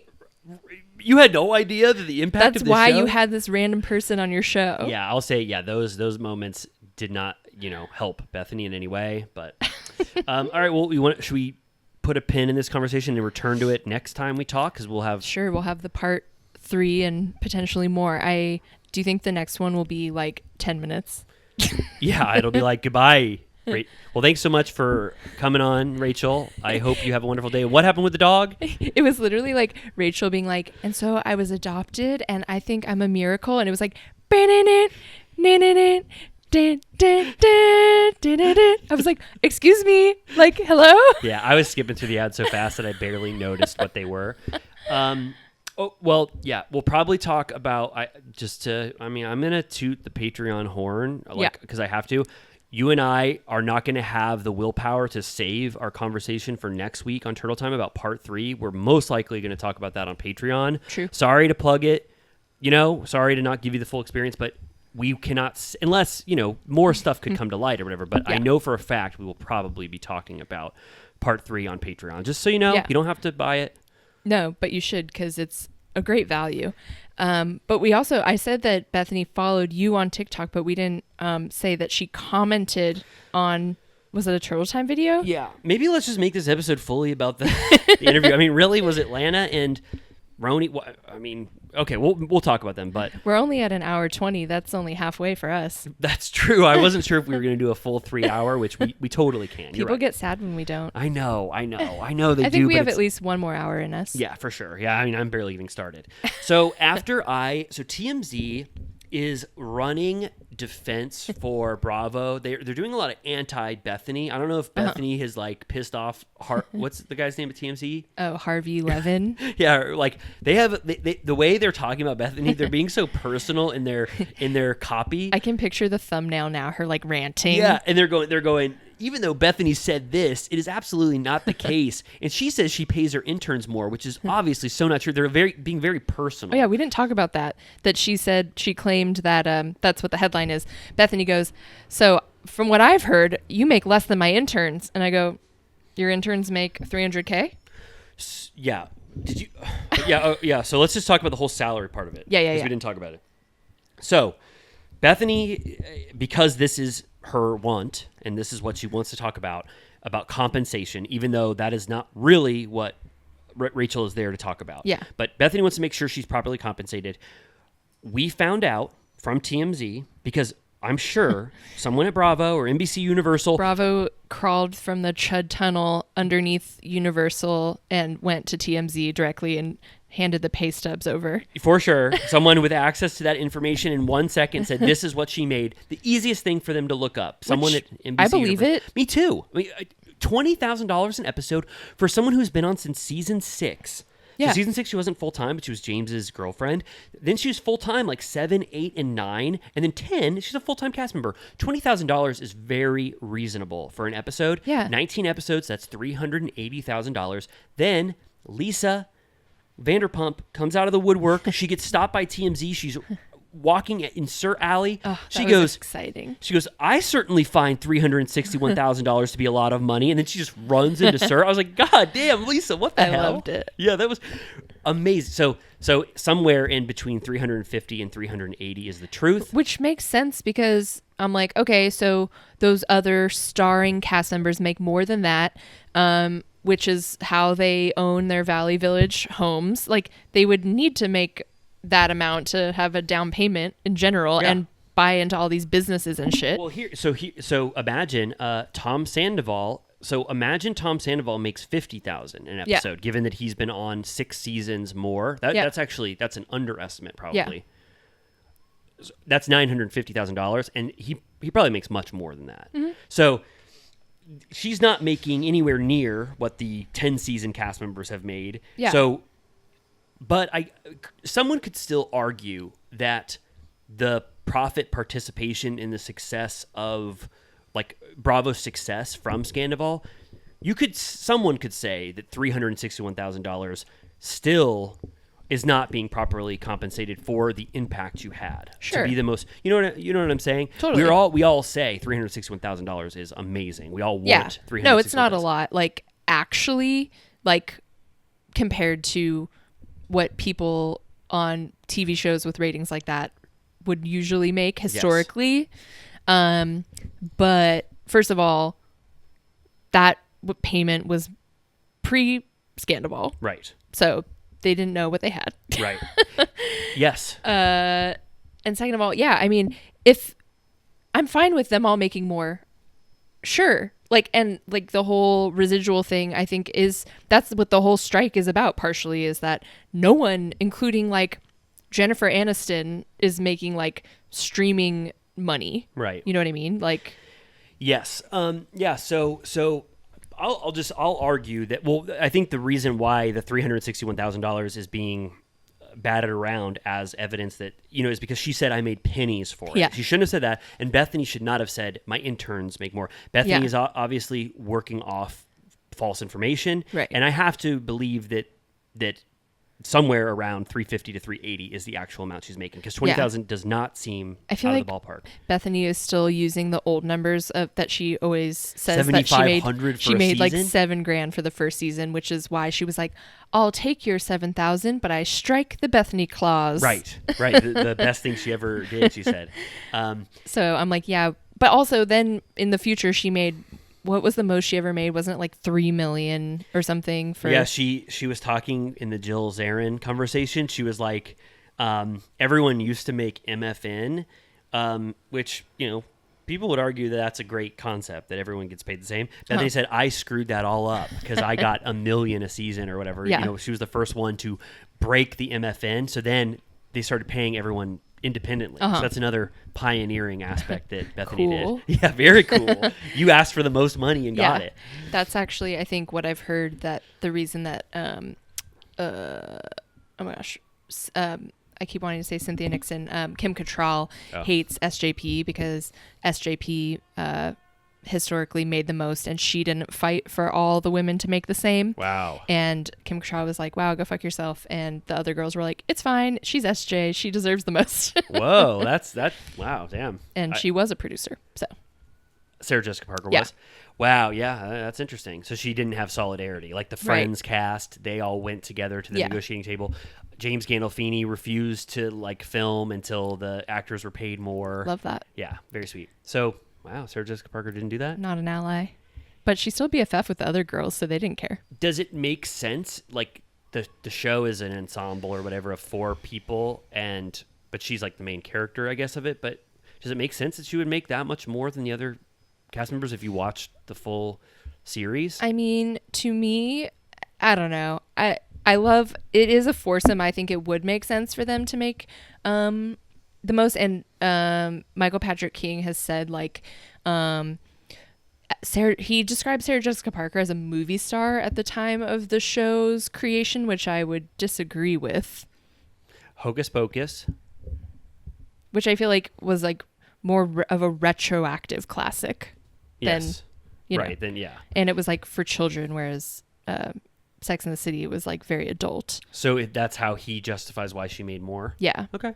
Which I'm like, I guess. So she just started from a place of making more and didn't ever make the stand that they all should be paid the same as me. Yeah. I started making more.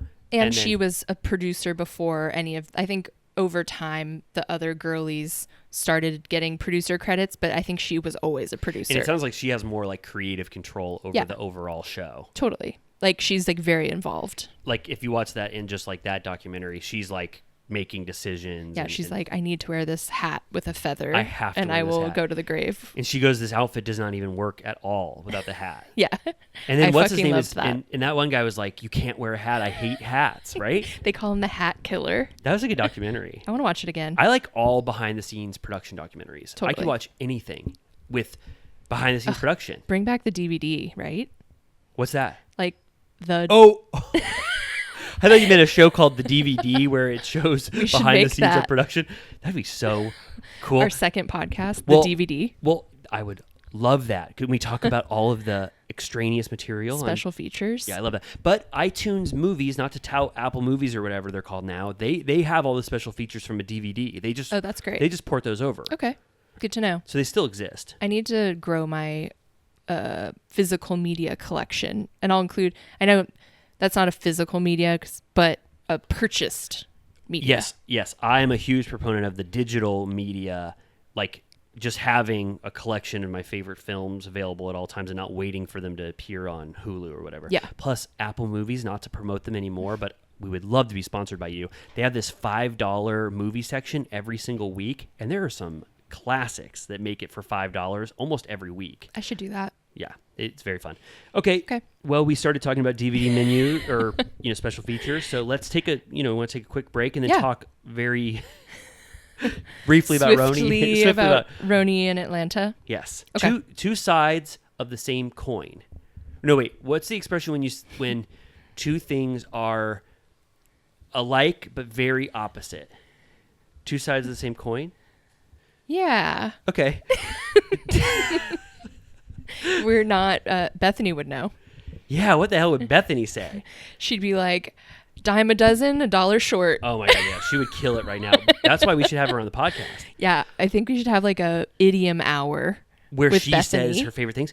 Well, She's like, Saved by the Bell, time to go. she would totally say those two things. Well, we already said we were going to potentially have Bethenny on because I invited her on and she follows me.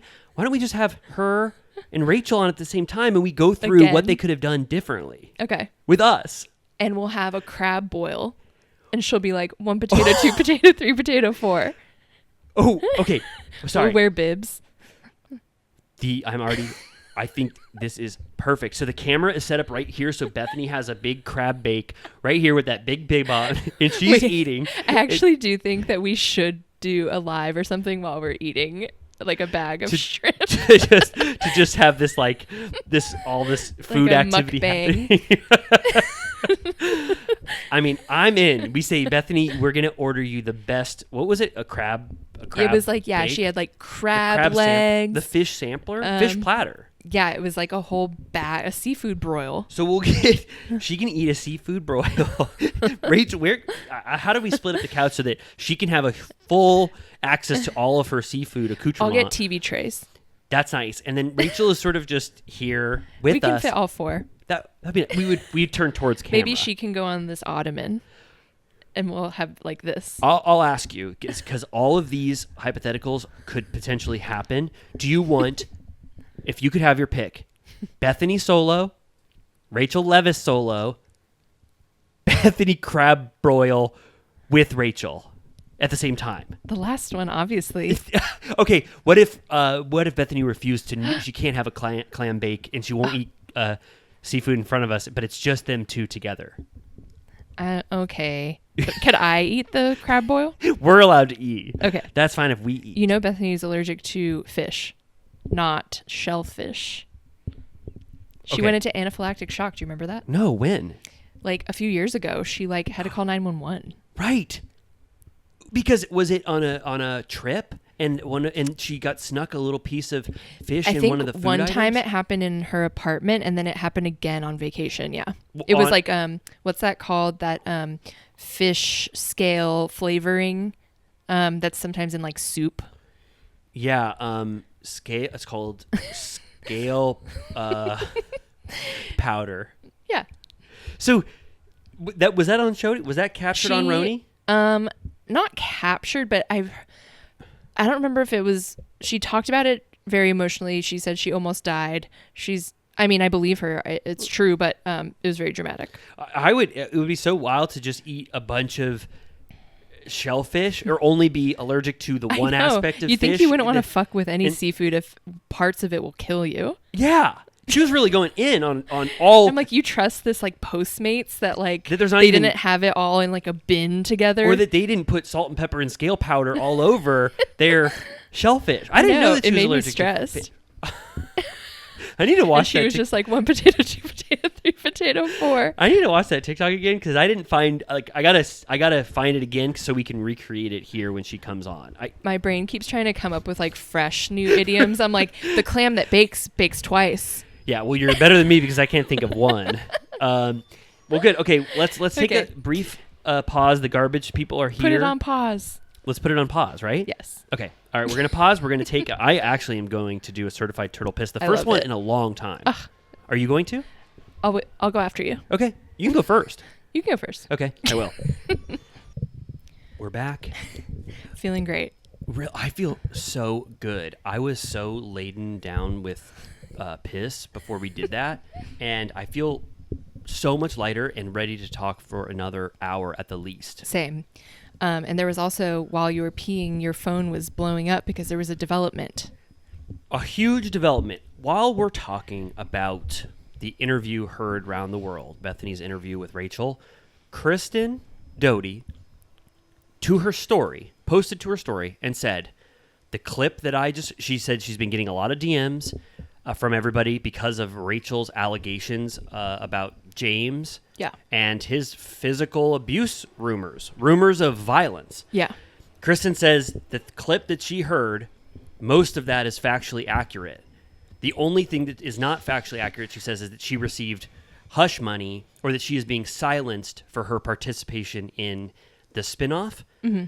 And that, to me, that sounds true, because if she was being silenced and she was a part of this spinoff, she wouldn't be allowed to even say that. Yeah.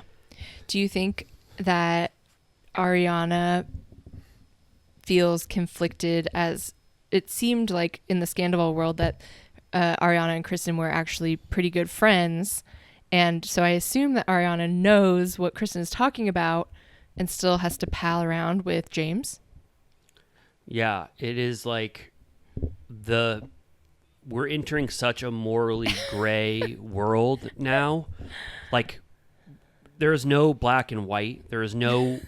It's like MC Escher. I don't know which stairs to take. They're all upside down. For real. James is going up one. Katie is coming down. Like, yes, I have no clue. And if you would have told me when I was watching season 8 of Vanderpump Rules back in the day, 3 years ago, that there was physical abuse allegations about James and that people were hiding it and still filming with him while knowing that, I would have never said that could be the case. But now, who knows? I mean, the amount of horror that has taken place in this friend group now, I'm not sure. And I have to believe Kristen. Yeah. There's no I don't know why she would bother bringing this up, saying that, going on a limb and saying that you witnessed or were a victim of physical abuse. She would never do that. Yeah. If that was not true. Never. This is entering dark territory, and it's crazy that, I don't know, I'm still thinking about how Rachel revealed that Alex Baskin, that's his name, right? Yes, Alex Baskin. Revealed that the show was about to get canceled. Season 10 was going to be the last season, which I'm like, what would we have done? So it was just going to be like a flop season, and then it would be over. We talked about it. It would have been such a bad season if Scandival had not happened. I mean, it was a pretty bummer of a season, apart from the Scandival seeds that were planted throughout it. I mean, there were some great moments, like the beach and Katie's fury. But do you have high hopes for the next season, or you're scared? Okay. No, I don't, and I don't even. I like, for anybody listening, like I want Bravo to like us and give us press passes to BravoCon, but I also want to be as honest as I can and still have my word mean something and not be like these Bravo influencer shills that are saying RHONY's the best thing they've ever seen. I want to still be truthful. Yeah. And from what I've seen, which I don't even want to see it anymore, because I have high hopes that it ultimately will be good. But the scenes I've seen, it looks very bad. Like they don't know what the hell they're doing. Like they filmed too quickly after Scandival, and even they don't know what to do this season to make it work. I mean, they're like paintballing. They've been at Tom Tom every single day. James has done 20 See You Next Tuesday shows. I know. I'm like, how much can we take? Like, I can no longer attend those in person because I get it. I've seen it. And I feel like that's how it's going to be to watch it. Now imagine Ariana having to do that every single day. God. I just think it was filmed too quickly, and I wish we weren't. It's not their fault that we're seeing bits and pieces, but it sort of is, because Sheena's posting on her Instagram that they're going paintballing. Do you think that the producers in Bravo at large are do you think they like and want these little leaks going on throughout as free promo, or do you think they're so sick of everyone like doing their podcasts, their Amazon lives, their and that? Well, remember we were part of that like Bravo broadcast thing where it was going to be like for people to get firsthand behind the scenes Instagram posts about stuff so they could sort of capitalize on the influencer thing, and then that completely died. Like you don't do that anymore. Yeah, I'm wondering because it's so hard to maintain because with all the other cities, I'm sure you could find footage of what was filmed for Salt Lake this season, but I certainly have not seen anything and I don't care. But I just mean when I watch that show, whenever it comes back on, I won't have heard a damn thing about any of it. Yeah, or Southern Charm too. It's like now that I like Southern Charm, like I didn't see one bit of filming of that, and then the trailer comes out and you're like, whoa, all this shit happened. Whereas Vanderpump, you're gonna be like, oh yeah, I remember that. Paintballing, I remember that. Schwartz dyed his hair blonde. What the hell? And you'll be like, oh, we were there for that. We were there for that. And I'm also I'm not sure. Like this is very critical, and maybe I'll take it back and walk it back and eat crow. But I don't know if Scandival, even though it made the ratings so artificially pumped up, I don't know if. I don't want Vanderpump Rules to be canceled, but I don't know if them running off this is going to provide enough juice. It shouldn't be canceled, but I don't know if they learned the right lessons from Scandival to justify They're keeping... just like, more Scandival. Yeah, is there going to be any more scandals? Let's bleach Schwartz's hair really quick. Like, I don't know if that... I don't want it to be canceled, but I don't think it should have been not canceled just because of Scandival. I wish that it could have evolved naturally, and I don't know. Maybe they're learning the wrong lessons from Scandival. Yeah, I'm curious of what it will be, and it's obviously going to be very restaurant heavy again. I know. Yeah, in my opinion, too restaurant heavy. They're adding a new restaurant, but a sandwich restaurant. Something about her? Yeah. And then they're going to all go to Jax's Studio City to get a beer, and then they're going to have to go to Wolf by Vanderpump every season now. Yeah, I'm like I'm exhausted already. Do you think the cast, I mean, I know they do, but 10 seasons is a long run.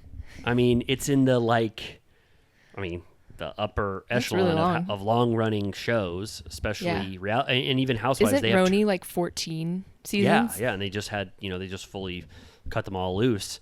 How long can it run? Vanderpump Rules. Do people say that? Lisa said that. Oh, right. Right. She's like, what am I going to have? Oh, right. Vanderpump Rules.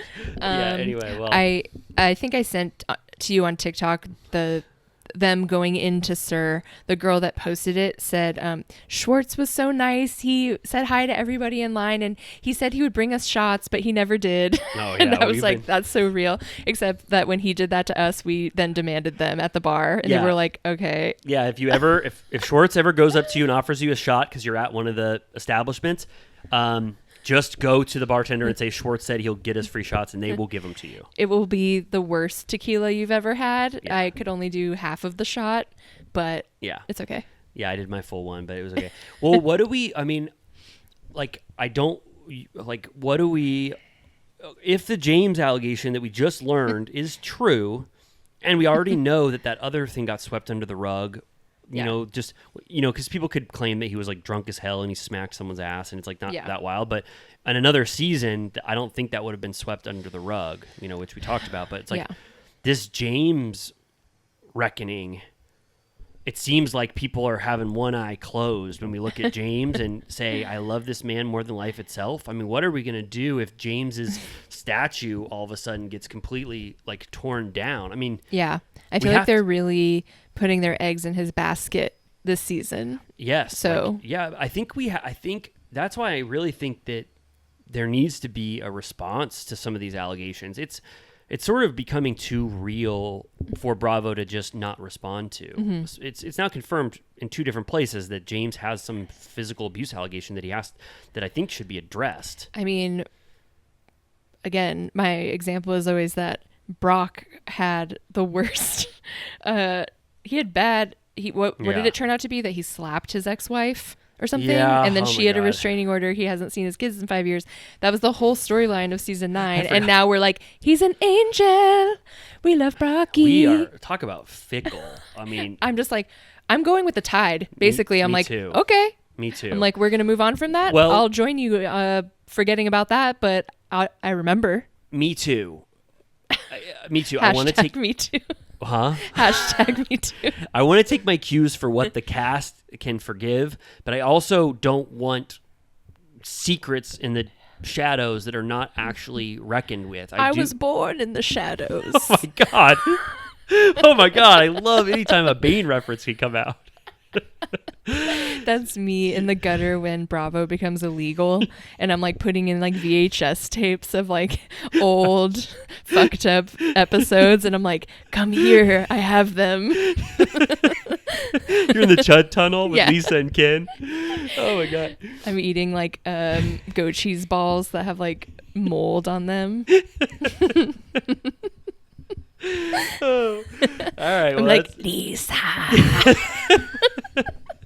okay, She well, would take pity on me. She loves poor little broken animals. She does. She would love going down there in the Chud Tunnel with you and watching all that, the now outlawed Bravo VHS tapes that you have. I remember this episode.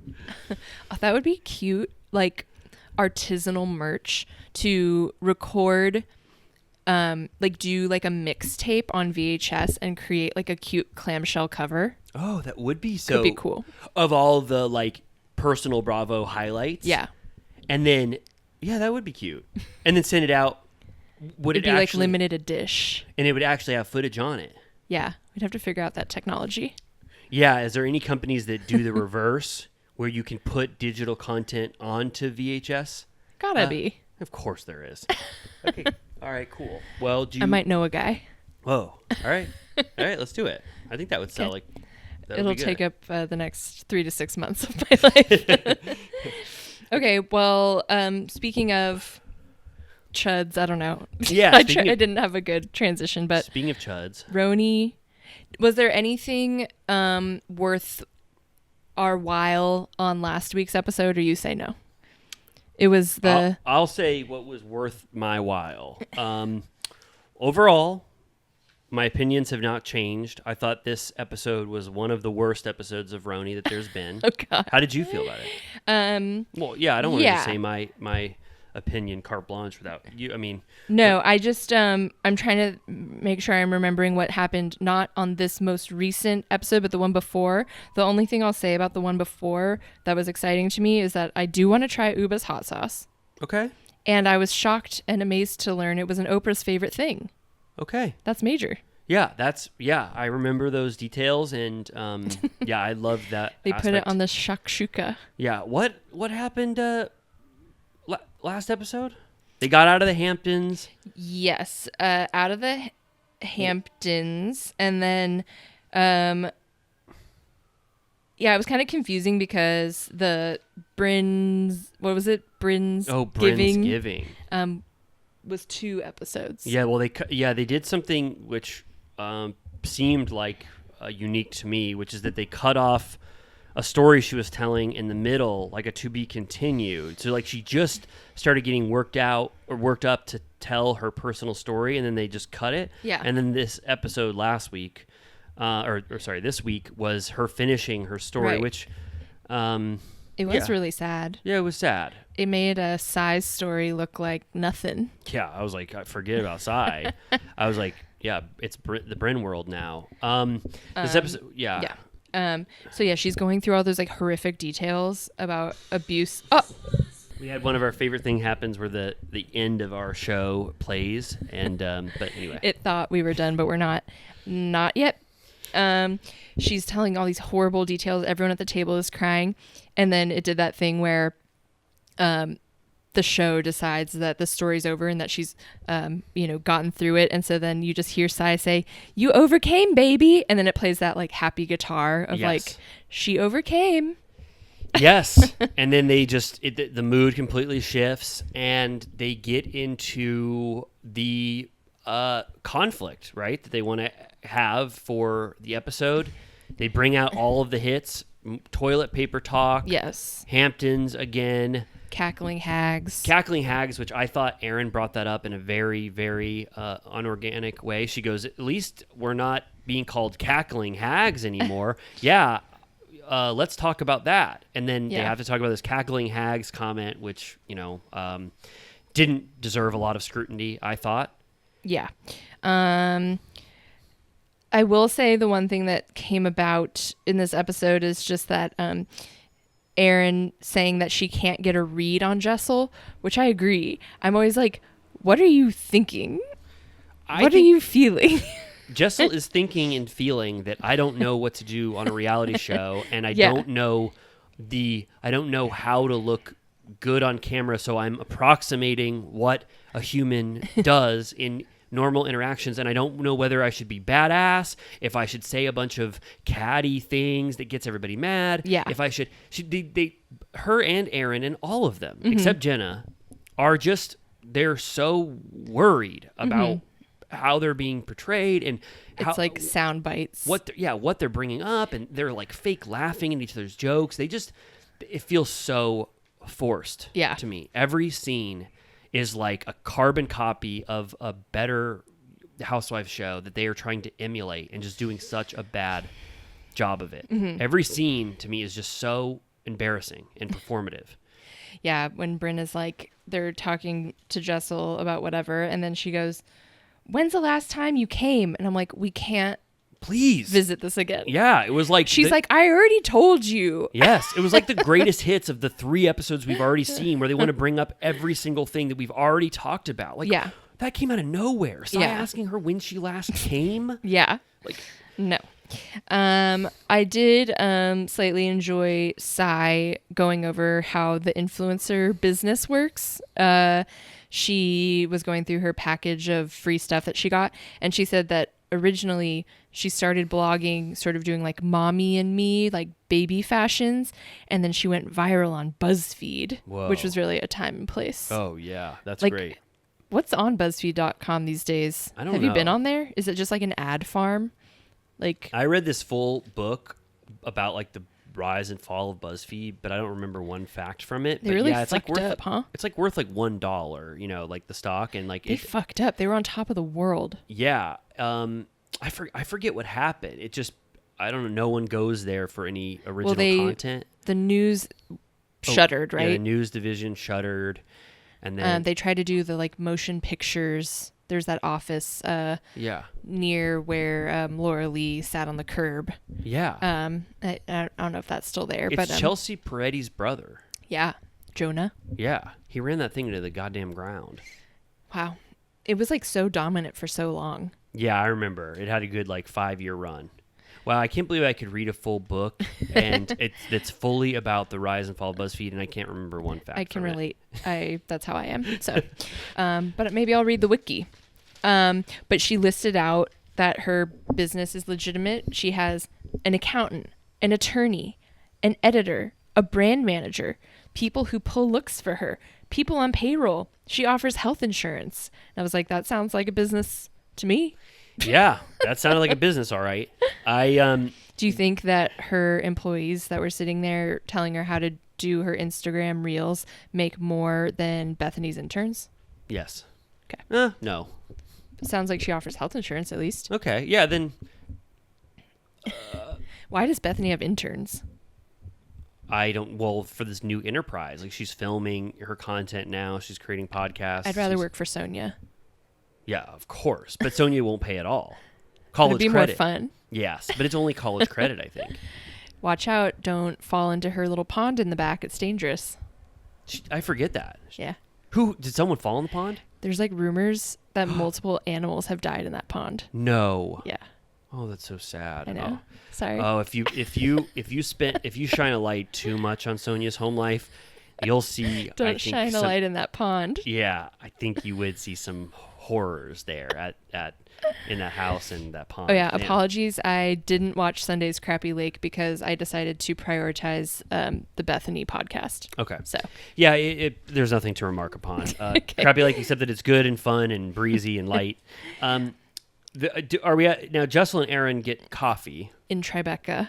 And Tribeca, they tried to make a huge meal out of Jessel saying that Tribeca is an up-and-coming neighborhood. Yeah. I felt that was more just like something stupid that someone says when they're uncomfortable, right? When they sit down and then but she wouldn't just say, "Oh, I'm totally wrong. I don't know what the hell I'm talking about." Yeah. And then Erin drags into the ground by telling every single person she said it, talking about it in the confessional. And I don't, people really want to point to that as like being such a great moment of how oblivious Jessel is. I just thought it was just like, she's just uncomfortable on camera and said something stupid. Yeah. You know? Yeah, she seems very nervous. Yeah, she's nervous. They were very nervous. She even said I watched a little bit of Jessel on Watch What Happens Live, and she literally said, Erin makes me nervous. Yeah. Which I get. She's kind of scary. She is, yeah. And I don't know if you have the particulars of this coffee shop scene. I just felt like neither one of them wanted to be wrong.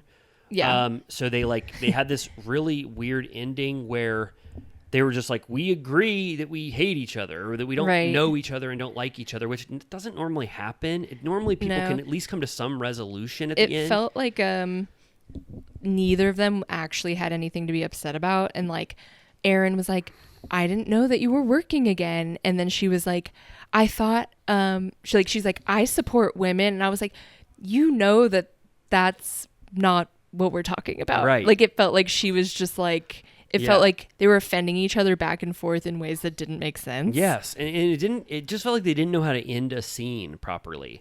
Like it just felt like she was like, well, we agree. I don't have time for fake friends. I was like, huh? That's what you guys were talking about? I also, don't cancel me because I think, if I'm correct, Jessel is like born and raised in London, right? To our knowledge. Yes, that's what she said. Yeah, that's what she said. She said she was trying to pull a sympathy card about how hard she works, and she goes, I'm an immigrant in this country. And I'm like, from London? Right. I was like, that's not like a rags to riches. Right. Well, also, but also I don't think it's even been confirmed. Like she said that she had to work for everything or whatever, but then Saya's like, you seem like you come from a privileged background, and she didn't push back on it. She just let Sai provide that narrative detail about her life and didn't say, actually, I had no money when I came to London. Right. And my family worked hard or whatever. I don't why would she let Sai tell? We don't know her background. Yeah. She went to King's College. I think that's pretty like upper crust. Oh, it is? I think. It's old. I think like it's been around since like our founding fathers. They make reference to it in Hamilton, the musical. They do? Yeah. They talk about King's College? I think Alexander Hamilton's son went there. Okay. And she went there? Yes. Whoa. All right. Well, I just, this scene in particular is just shows me how ill-equipped and performative they are, and how they don't know how to be on camera, be normal on camera, and act normal, because they also don't want to disclose how well they don't know each other. Yeah. Like when Erin goes, Jessel and I would never have coffee one-on-one, so this is sort of out of the ordinary. And I was like, you wouldn't? I thought a huge part of this whole thing was that you guys were like an organic friend group. Right. They've almost dropped that pretense completely. Yeah. You would have never had a one-on-one coffee time with Jessel. Like, who knows who? Why don't they say? No, it really feels like none of them know each other at all. No, they don't. And it doesn't seem like they like each other even. Mm-hmm. It doesn't even, like, I'm not really getting the sense that, like, they like spending. It's stiff. Very stiff. Also, did you see Erin was on a podcast talking about her election denier donation? Yeah, I saw. She said, what did she say? She said, I've had a change of heart. Yeah, she basically, I mean, it didn't really clear things up, except that she specifically said that she doesn't believe in stop the steal, but that she initially supported Trump because she thought he was going to be good for Israel. But she has since had a change of heart, which I was like, I mean, okay, well, the point was that everyone thought you supported Trump, and that was true. Right. Well, the change of heart came when the Bravo contract came in, and she signed it immediately. So that was interesting, which I'm like, it's kind of annoying almost, like, because I'm like, you don't get to have it both ways. You're either Ramona ass, like Vicky ass. Where it's like, don't ever mention politics around them and don't ever bring up politics. You just like, don't ask, because you just tell. know. And Yes. it's like, they embrace that identity wholeheartedly. I find it even more sinister that she identifies as like a liberal in New York City and like low key was like into Trump. Like I was like, that's like creepy to me. Because I'm like, I don't understand what your vibe is. Right. That's like more sinister to me. Yeah, I don't. Which actually makes her a little more interesting, quite honestly. Right. I don't know. Yeah, I don't know what to think about that because part of me is always just like I want to take you from, just what I see on the show and not look at your past and like, so I don't know. If she has a change of heart and she didn't personally donate to stop the steal, then I think. I mean, I don't care. Yeah. Like, I'm like, I don't look to housewives for, again, like moral or whatever. I don't care. But I do think that her family seems to be the most interesting part about her. And she kind of touched on it saying, like, her mom is like a major realtor and she obviously comes from like major money. And she was bragging about everything she's worked so hard for. And she was like, I sold my first like blah, blah, blah property by age 19. And I'm like, well, that's because your family like gave that to you. Right. I'm like, that's what like Mauricio's daughters are going to do. They're going to have like 10 million in sales in their first year because he's just like, you can have this listing. Yeah. Yeah. So I don't know. I think the fact that she's like a native New Yorker, we haven't really like gotten into her deal yet. No. And I'm curious about it because her family seems very present. And I feel like next week that'll happen at that anniversary party, maybe a little more. I mean, on that note, like we haven't seen where Brynn lives and we don't know what her job is besides being a world-class chess champion. Exactly. I'm like, why don't we know who this person is yet on the show? She's 3 times engaged. Our friend Mariana, her boyfriend is into chess and he checked her name on like tournaments and it was real. She did participate in a tournament, but she lost in the first round and never played again. Yeah, so I went that the only joy I found in this episode, the only thing I thought besides I kind of like Jenna's closet where she was just that was fun for me. I like when she was pulling stuff out and the person goes, "That's iconic, sell it." That's iconic. She's like, "I met the president in this," and they were like, "Amazing, sell it." Sell it immediately right now.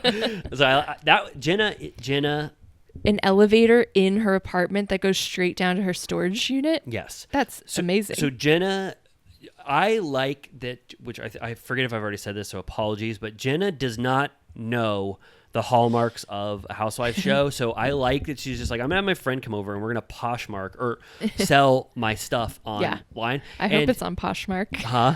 I hope I can find it on Poshmark. I think Megan was telling me that she just sells it probably directly like on her Instagram to anybody who wants it or whatever. But like Kim Zolciak. Yeah. Cash app. Yeah, exactly. But I just like that she doesn't have the blueprint. And so she's just more entertaining because like at the end of the episode, they start to create conflict. They start to try to derive some conflict from the fact that Jenna wanted to just be home with her family and decorate her Christmas tree for Christmas and didn't want to go to Jessel's, custody of her son. Yeah.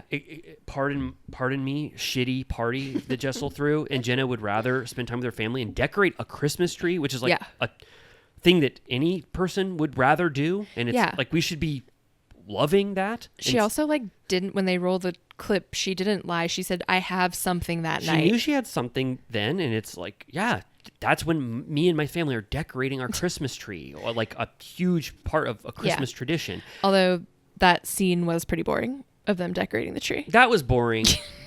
Well, I don't know. I'd rather watch that than I'd rather watch 10 minutes of that than 1 minute with anyone else on the show.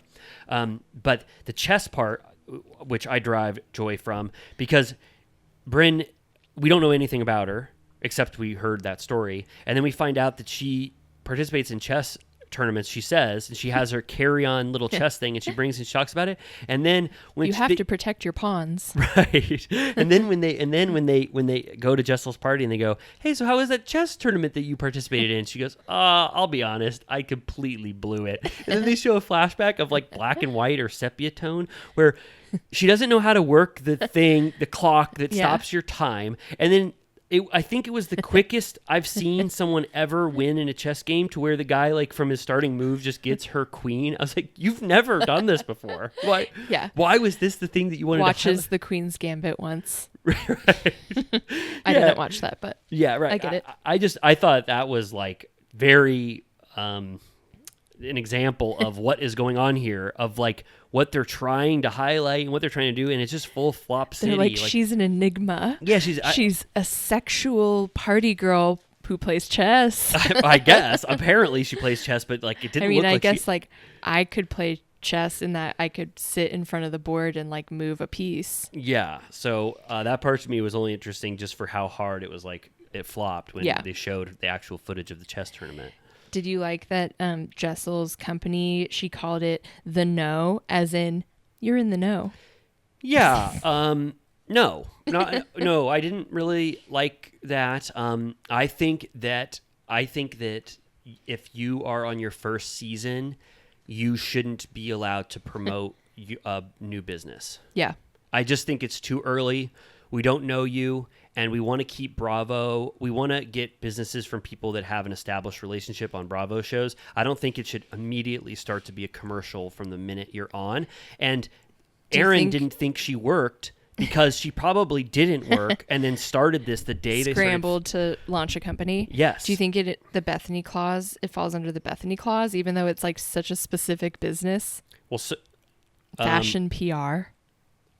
I would like, think. do you think there's parameters? Like, if it's like a product, or you know what I mean? I don't know, because the counter is like what you said about the Tim Gunn thing, where it's like you can't have 10% of a business that I'm going to do if I get fired after one season, but this progresses forever. I don't know. Yeah, there must be some type of like what it is, what constitutes. Yeah, a maybe business there's that a they lot can of take like profit from. redlining that goes back and forth about like which businesses count, or for how long, or if it's only during the window in which you're on the show, etc. I'm interested in that. I just think it's probably a good blanket rule that just on a first season, we should not have to watch you launch a business that we know you're only launching because you're on the show. And this was exactly that. And then they all go to Jessel's house. I mean, they all go to Jessel's house, and then they're all like, where's Jenna? Right.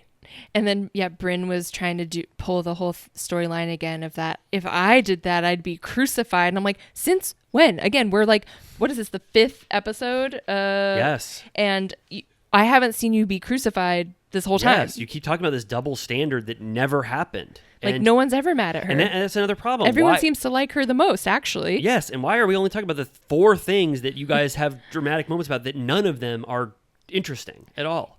Yeah, I'm like, if anyone's going to be crucified for anything, it's probably Jessel, because everyone's just like, shut up. Yeah, Jessel's the only one that is like actually doing things that is provoking a response, but it's only because she's so awkward on camera, so I'm not fully down with it. Yeah. At least Jessel's like, I don't know, doing something that is like, provoking a response. But then Brynn tries to get, they all start to like, they're like, where's conflict? Yeah. Can there be any conflict here? Yes. Let's make fun of or talk shit about Jenna having a Christmas tradition at her house and not being at this shitty launch party for Jessel's new business, which I think is just so lame of them. Yeah. There were some heavy hitters there in the fashion biz, which I was like surprised that they would want to go to that. Yeah. Who were some of those people? There was that guy who's like the editor or like creator of Paper Magazine. Did you see his blazer? It was a bunch of LA streets. Oh yeah. It said like Slauson, Martin Luther King, a bunch of other ones. Yeah, he's like cool. And then there was that woman that Brynn clearly didn't know her name but recognized her, which I also didn't know. She didn't know her name? Well, they kept being like, she like gasped and everyone was like, who is it? And she was like, she's Major. Whoa, wow, I didn't even notice that. Her name is Lynn Yeager, apparently. Oh, okay. She's like an editor at Vogue, and she's just one of those people that you see that you're like, whoa, like, yeah, that's like someone who's in the mix and whatever. So I was just surprised. I'm like, I mean, I guess that really did kind of justify Jessel's background. Well, here's what I don't think that. I think she said you're going to be on an episode of RHONY and Jenna Lyons is going to be here. And then when Jenna Lyons wasn't there last minute, they're like, what the hell are we doing here? Or whoever the designer, her friend, the designer has a lot of connections, and they were there to support the designer specifically. Yeah. But then she was also like, this business launch is also a charity. Right. I was like, it was what? kind of confusing. I was like, this is both things? Right. Yeah. It's And it was just at her apartment, and her kids like ran out in their onesies, and I was like, get them out of here. yeah. Get those rugrats out of here. Yeah. I mean, yeah. And then Aaron went ape shit about how bad the wine was. Yeah, I was just like, okay, another instance of criticizing the food and drink. Like, Then Aaron invites them all to her anniversary party, and Sai goes, "Is there gonna be food?" Which I'm like, bitch, she fed you that Japanese like omakase meal at her house. Like, is it just me, or did nothing about the weekend at Aaron's house seem poorly managed? No, it's not Am I just you. insane? No, they are so desperate to have something to talk about that they are just pulling on the lamest strings to harp on. Like when Bryn calls Jenna lies, Jenna lions. Yeah, I thought that was awful. I was like, lies about what? I was like, Bryn, I sort of think you're unique as a cast member. Can you stop flopping in front of me and doing this kind of stuff? I don't know. I mean, it's for me, just personally, it is like, it's a slog to watch. I would say, so a lot of people that I follow online that I don't think are necessarily in the pocket of Big Bravo, like it. But I know that, as we've discussed, the ratings beg to differ. Wait, are you saying that people you follow that are not paid, Like, for instance, say like they like it? Ira Madison, who I listen to Keep It, that's a podcast I listen to. He is friendly with Bravo in that he's like been on Watch What Happens Live and stuff like that. But he's, in my experience of listening, not afraid to talk shit when it's due. And he seems to like actively enjoy it. He calls the ladies, he posted a video of them, and he was like, they are mother. Uh-huh. So, Well, yeah. I think certain communities are liking it.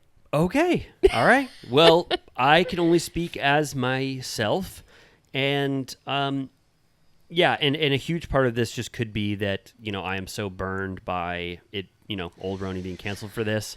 But so far I've have any, like, because sometimes I think first seasons are hard unless they're stacked perfectly to succeed. Like, there's so much background that needs to happen. Do you think, in your opinion, if they do continue the way things are, do you think they're going to do a shakeup or try and work with what they established and do a season 2?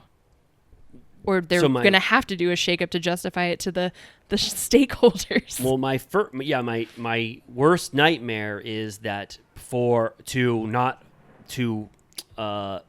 not proclaim this as a bad decision on Andy's part and Bravo's part, that they would just give them a season 2 to see if it can get better.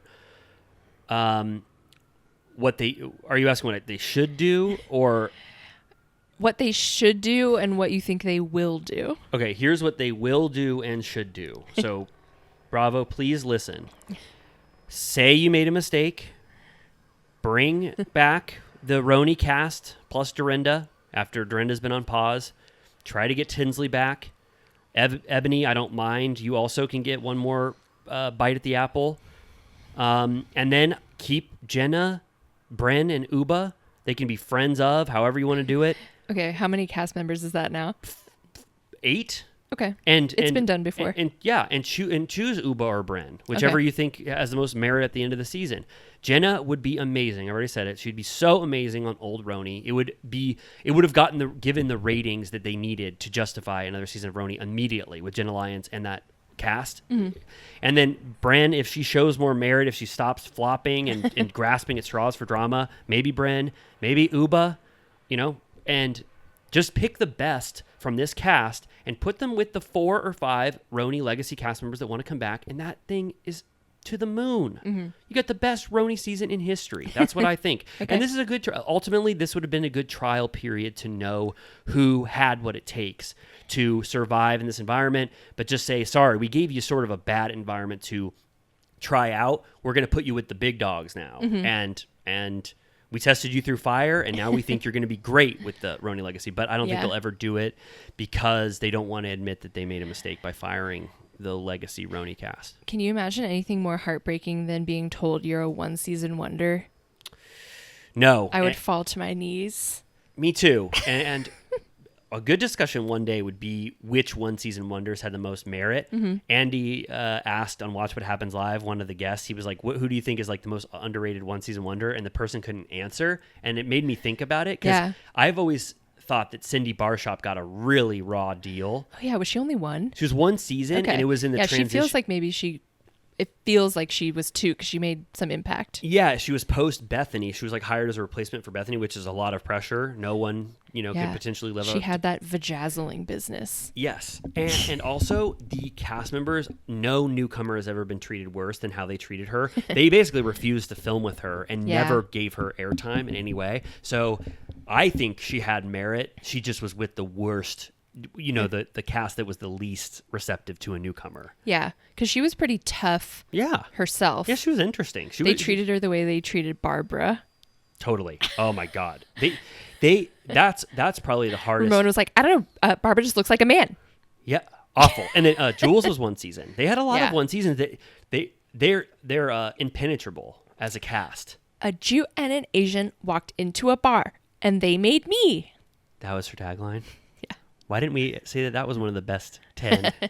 I think we gave it honorable, or we at least discussed it. Yeah. The best casting decision was when there was half the cast was fired, and then they brought on Heather, Carol, and Aviva because then they had confidants and they had power there, and they had to reckon with them. Yeah. So I don't know what we're gonna do. Well, but as it a sounds like community. I feel like I am alone as a full RHONY hater. You don't seem to dislike it as much as I do. I mean, I'm just like I'm watching it through a separate lens. Like I'm not comparing it to the old. I'm watching it as like a different show. And is it good as a different show? It's like fine. Like it's like whatever. Like I'm entertained, but it's not like legendary. I look at all Bravo shows with such a mind on the behind the scenes and the production, and I always think about the cameras involved, and I always think about that they're on a show. Is this worth their time? Well, I just think I always see the a little bit of the facade, and I just see how inauthentic this cast is together, and how which. Part of it could be nerves to be on camera, but this thing was so ham-fistedly put together. Well, that's how I felt about Dubai and honestly early Salt Lake. Yeah. And people like ate it the fuck up. And I was like, I don't know. I know. And so I think Salt Lake got a little better. I know you're watching it from the beginning now. I do think it like ruminated. It sort of like had that thing of like it soaked up its own juices and made a little more sense. But at the beginning it was like Jen Shaw like walking in like a fur coat and like a boa and being like, I'm amazing, like, and I'm like, no one's like that. Just fucking, you have to earn that place. Like, stop. Yeah, totally. I mean, yeah. So I guess I just want to be honest, and this is how I'm feeling, and I know I'll keep watching it and I'll keep supporting it, and but I just want to be honest about my thoughts that it's like I'm watching paint dry when I watch it, and I'm not having fun. Do you think by the end of the season it's going to be like 100,000 viewers? Well, it stayed consistent with 400,000. Okay. But doesn't it drop from like Atlanta's 800 or something like that? Well, is Atlanta getting 800,000? I think I read something like that where it like basically drops in half after Atlanta's over.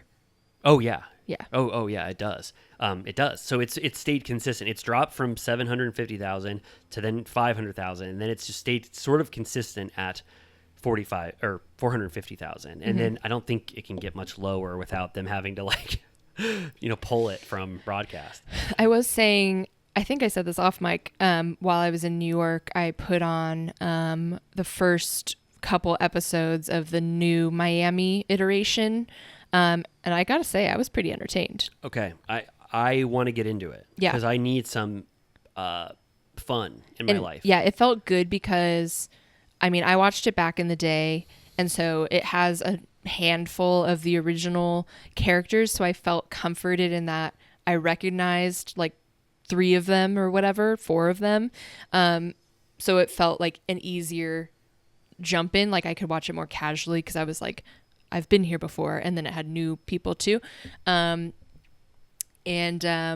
It's certainly, everyone is very extra. It's like over the top, but they're like big personalities. So there's like at least something there. Yeah.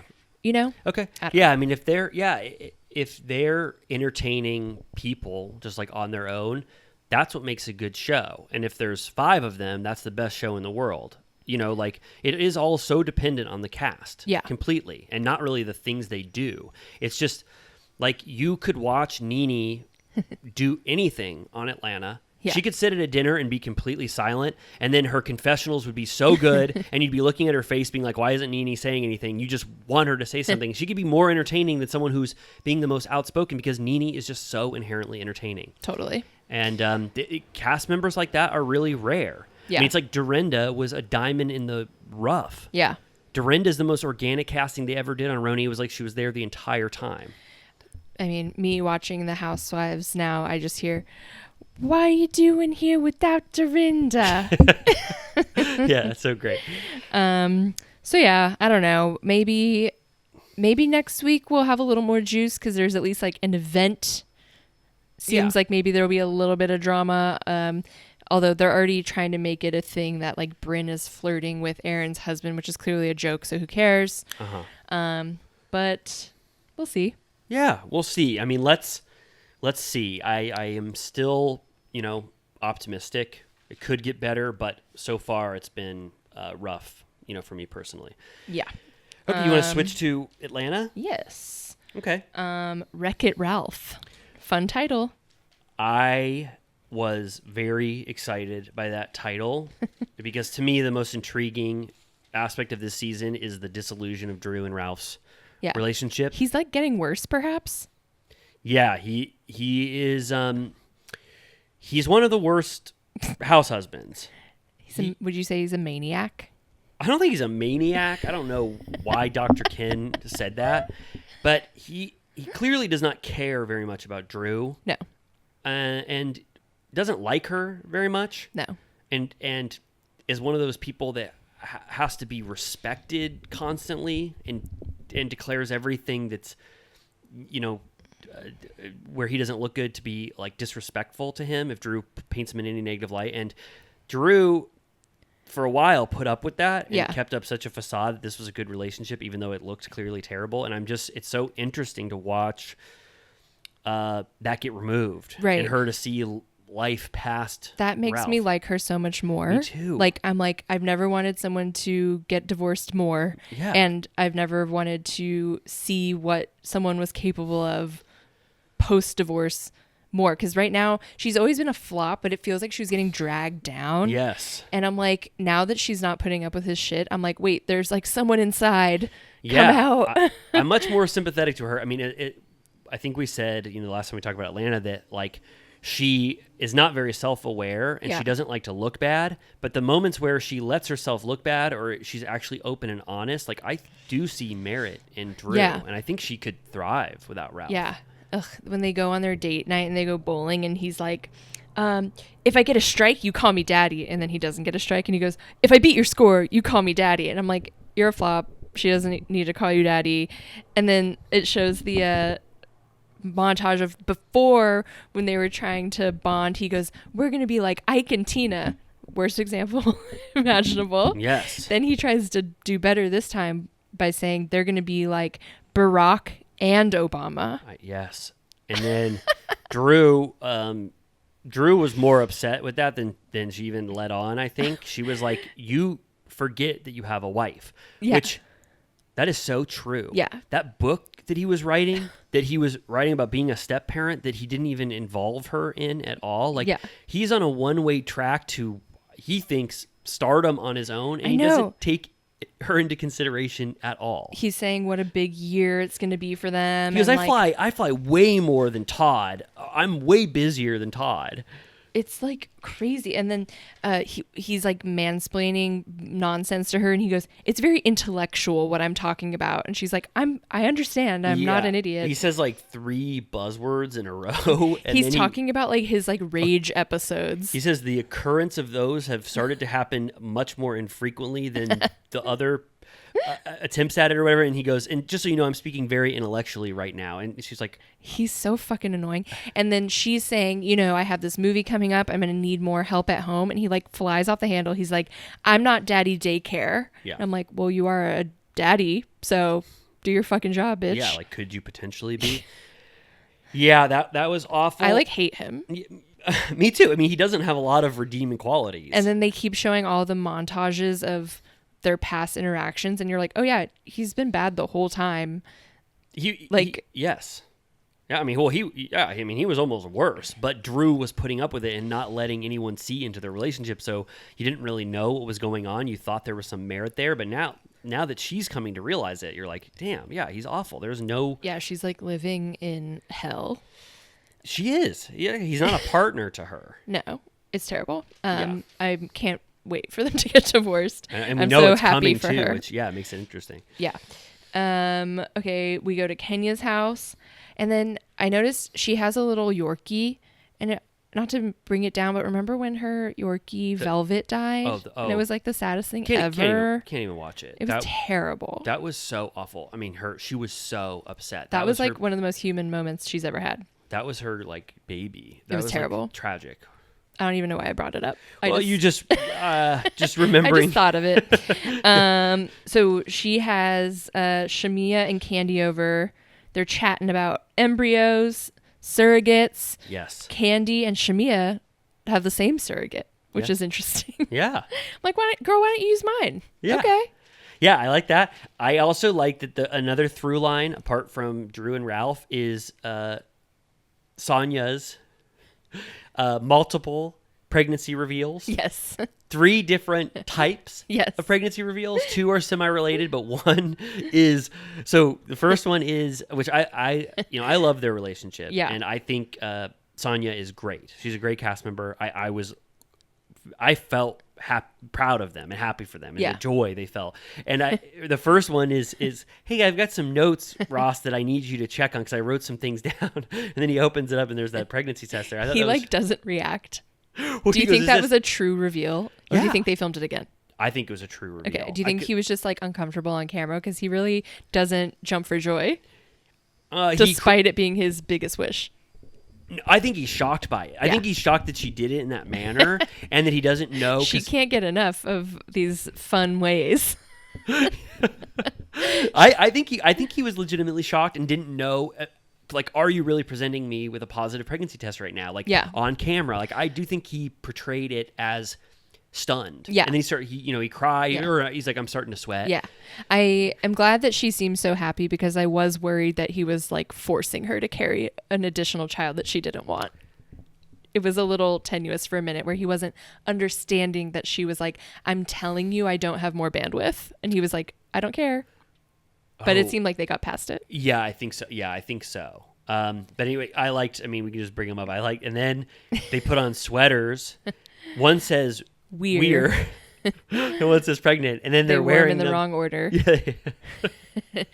And then the sister reads them immediately and is thrilled. And then the mom, for literally what felt like 7 minutes after everyone started celebrating, still didn't know what everyone was celebrating, and so they got back in formation, this time in the right order, right? And then she looked at it, read it for like 10 seconds, and then saw it. Yeah, I thought that was which fun. felt very real. Like, that's totally what would happen in my family. Like, everyone would be like, huh? Right. What? We're supposed to be looking at your sweaters right now. And later in the episode, she's like, I'm not done, I want to do it one more time. And then this one, you could say, like, so they all flop in an endearing way. They were all fun to watch, and if I didn't like Sonya, then I would be like, oh man, like, this is cringe. If it was Drew back in the day, I'd be like, god damn, this is the most embarrassing thing ever. But because she's just a good person, and the logistics of this were hard to get everybody to rally around, and she's so buoyant about it that you just feel happy for her. But all 3 had different difficulties when she was presenting them. The final one was the most logistical nightmare. I don't know why she thought that was going to be easy. It was like a 20-person group chat. A 20-person group chat where they took a photo, she's wearing "We're Pregnant" merch, and then she goes, Did everybody get it? Okay, everybody look at the same time. Make sure you look good. Okay, start zooming in. Make sure that your eyes all look as good. we all know, when you get sent a photo that you're in, you only look at yourself. Everyone is like, my eyes are closed. Like, no one is looking at it. And then She's like, look closer. keep looking. Did you see anything? Kenya's like, well, I blocked you on the group chat, so I can't even see it. Yeah, and then finally, I think I don't even know who it was. It wasn't even a friend of. It was just someone who's invited to the mental health retreat. Finally sees the shirt, and then she gets the response she needs. But it takes a really long time. And then they all just do like a 20-man hug. Yeah. Yeah. Okay, so at Kenya's house at that lunch, they bring up that they start talking shit on Martell, and I thought it was funny. They had that little birthday dinner for Sheree that I think it sounded like he hosted, but then at the end of the dinner, he sent out a Cash App request from all the ladies, which he should have known was going to become a plot point. Yeah, so what do you think about that? Because I'm sort of conflicted. Yeah. I mean, I understand in like, you know, a normal group of people, maybe it's like, yeah, we're all pitching in, you pay for your own dinner or whatever. But I think at a certain level, there becomes an expectation. Yes. And $1,500 as, you know, the amount of money that these women are spending in general is not that much. Yeah. So I was of two minds about it. Like, I was like, well, they're obviously going to use that as ammunition against him and make fun of Sheree for that. But then also, why would a boyfriend, you know, in a semi-new relationship pay for 15 people or however many? I don't know how many actually. 8 or something like. It was small. It is an expense, like a kind of, you know, a big expense, I guess, you know, maybe not in the grand scheme of things, but to ask him to pay for it. But it's definitely, I understand why everyone is using that, you know, as fodder for fun shading. Well, it is also like, it was at, I think Cynthia revealed it was at Nobu, right? Yes. So I don't know. I think there is also a certain expectation sometimes if you're like invited, it's almost like you're invited to join for a celebration. It's like we're like treating you for this like party, like, yes. You know what I mean? It's not like, okay, let's divvy up the bill and divide the tax and the tip. Like, right. And Kenya said before that broke bitches split the check. Yeah. So I think they should have known. Totally. I think both should have had a catered event then. Yeah, both reactions are fine to that. You know, it's like you could just, you know, think it's lame of him, or also you could, like Sheree, you could defend that action. So yeah, I didn't really know where to fall on that. Did you like that Sheree's dog was named Gotti? Yeah, I loved it. Overall, this episode was just so fun to me. Like, a bad episode of Atlanta is so much better to me, not to bring it back to RHONY, but this was just so much more fun, even though they're really not doing much. It's just a bunch of disparate events, but I just had so much fun. Sheree going to the dog groomer, I loved it. When the lady goes, do you want to start a points account with us? And Sheree goes, yep. And then they bleep out her email address, and she's at AOL. At AOL.com. Yeah. And she's like, yeah, I'm still at AOL.com. And the woman's like, I wasn't going to say anything. That moment was just so fun. Like, that was just so funny. And that's just Sheree on a random day. Totally. I think we've discussed before, but something about the way that they produce Atlanta is particularly kooky and goofy. Like, there's multiple times throughout where the music cues, I think actually right after this, after the groomer, there's the table read, and Candy and Drew approach each other, and they have just previously had drama, and they play like the goofiest music. Like, I don't even remember what it sounded like, but it was like do do do do do do. Like, it was like, this is awkward. Right. Like, so dorky. Yeah. And I was like, I laughed. Yeah. And when they did the dial-up noise for the AOL email, I was like, the editors... No, they like pop off. Yeah, the editors it's like just put their stamp on out this of thing. bounds. And it is, like, so far, we commented that at the start, the editors were kind of going nuts this season, but so far, it's only enhancing my enjoyment. Like, the acid trip montage when they were getting healed was really funny. Yeah. Doing their slow down voices. So I think the editors are actually doing a good job. Yeah, it's funny. I also wrote down that I trust Todd as a producer Yeah. Like, he seems competent. Oh, yeah. You know? Well, and he has a production background. Right. Like, I'm just like, I feel like in other relationships, you would feel like, ugh, like the husband's trying to do his own thing and now everybody's involved and it's going to be a flop.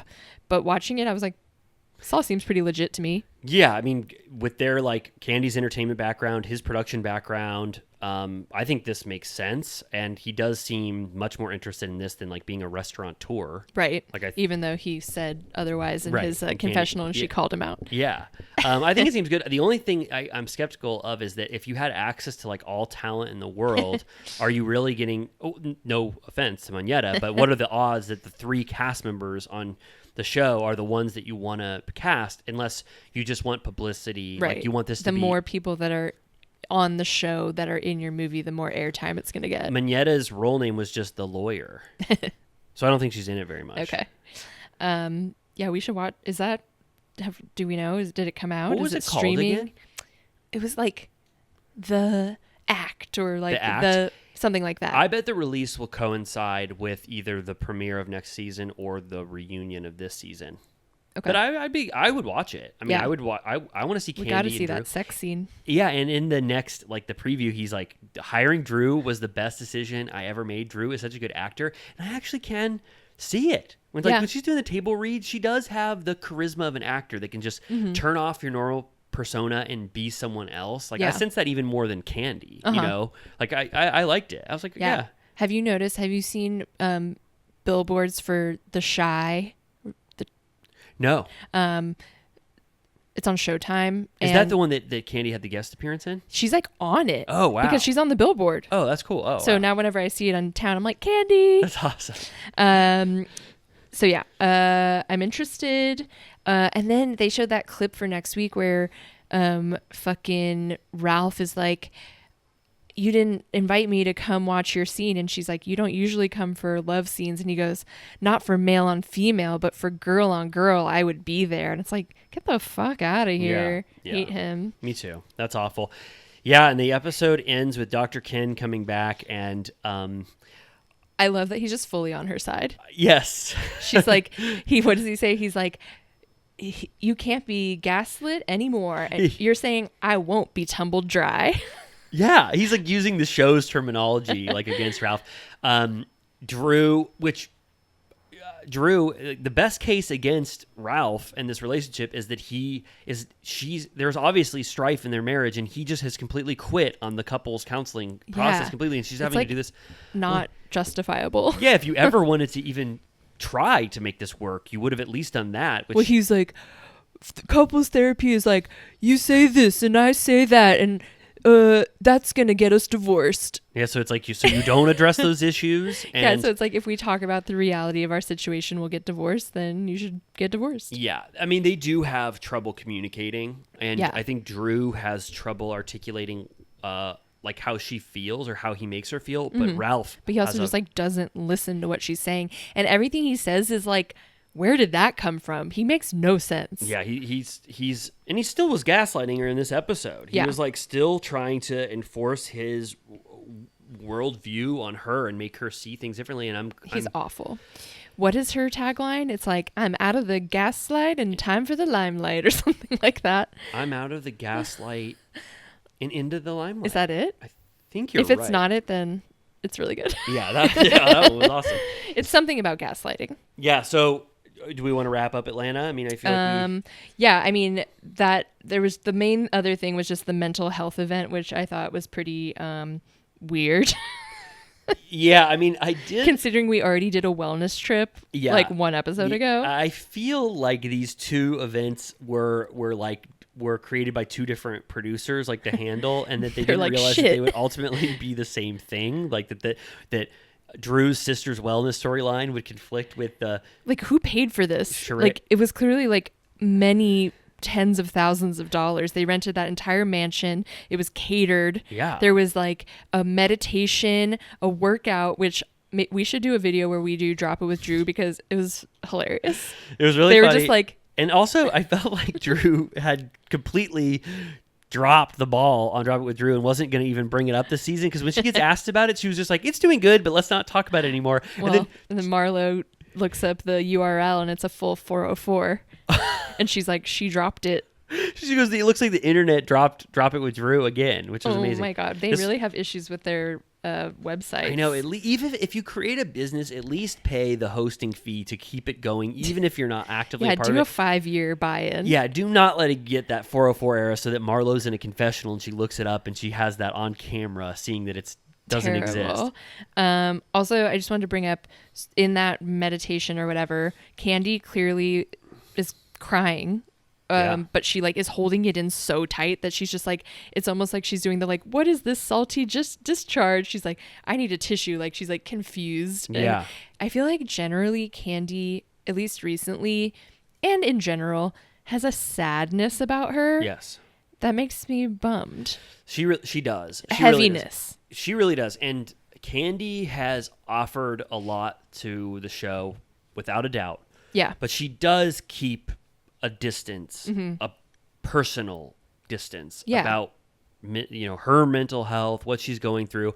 She has the attributes that she wants to project. One of them is that she's the ultimate striver. But yeah, she doesn't really talk about like deep troubles. Yeah. And I feel a sense of that too. I also feel like Candy is going through something this season that she is not acknowledging.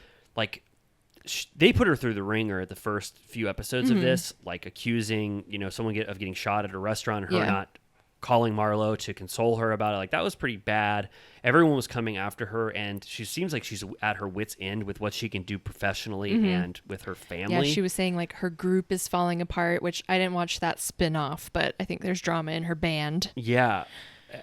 So I like when she's vulnerable. Like, she was forced to be vulnerable about the Marlo stuff because she broke down about how her brother died and how she has to be, keep her shit together because that was so traumatizing, and she doesn't like to get emotional, period. Yes. Which I get, but she just really seems like there's a heaviness, that like a cloud that's following her around, that I like feel like she needs to like break out of. She doesn't seem happy. No. She just, this season in particular, I don't know if it's filming and she's just not loving being a part of this cast right now, or she's just completely fed up with all the things she has to do. But yeah, she seems depressed. She's not having fun. Yeah. No, I want the best for her. I didn't think about that while I was watching, because this wasn't very Candy centric. But now that you say it, I'm like, yeah, this has been a rough season for Candy, but you wouldn't really know watching why it's so rough on her. But she's definitely processing something and going through something deep, and she's not. Yeah, I don't think there's any instance of her having a lot of fun with anybody. I feel like usually when that's happening, it's about someone's marriage or something. But like in her case, I'm like, I don't think it's Todd. It's like just everything. Well, it's not scrutinized, or it's not very like being a striver, like having that ambition is something that we sort of have, like, we're like, that's not a problem, like, go for it, like ultimate striver, hustle mentality or whatever. But there is some thing that needs to be addressed there. If you don't feel satisfied with all of the accomplishments she has, I mean, one of the most accomplished people in the world, the most successful people in the world, like top 1%, if you're thinking about everyone, for her to not be happy with that, there is something that she should reconcile in herself to make her happy with what she has. Yeah. She was saying when they were talking about her not being available enough or whatever, she was saying how it's one thing to never achieve your dreams, but it's another to achieve them and then lose them. So I think she's like living in a constant state of anxiety that she's going to lose what she's built. Yes. Even though I think she could, most people could safely say she's reached an echelon where she could cruise a bit. You know what I mean? Like, she's built enough where she could kind of maintain what she's done, and she doesn't have to keep adding more to her plate all the time, especially because she has like a shitload of kids. Yeah. But then maybe that mentality is like what led her to this now. Well, I mean, that's always the case where I'm like, why do billionaires keep working? I would never work again, but that's why they're billionaires. Yeah.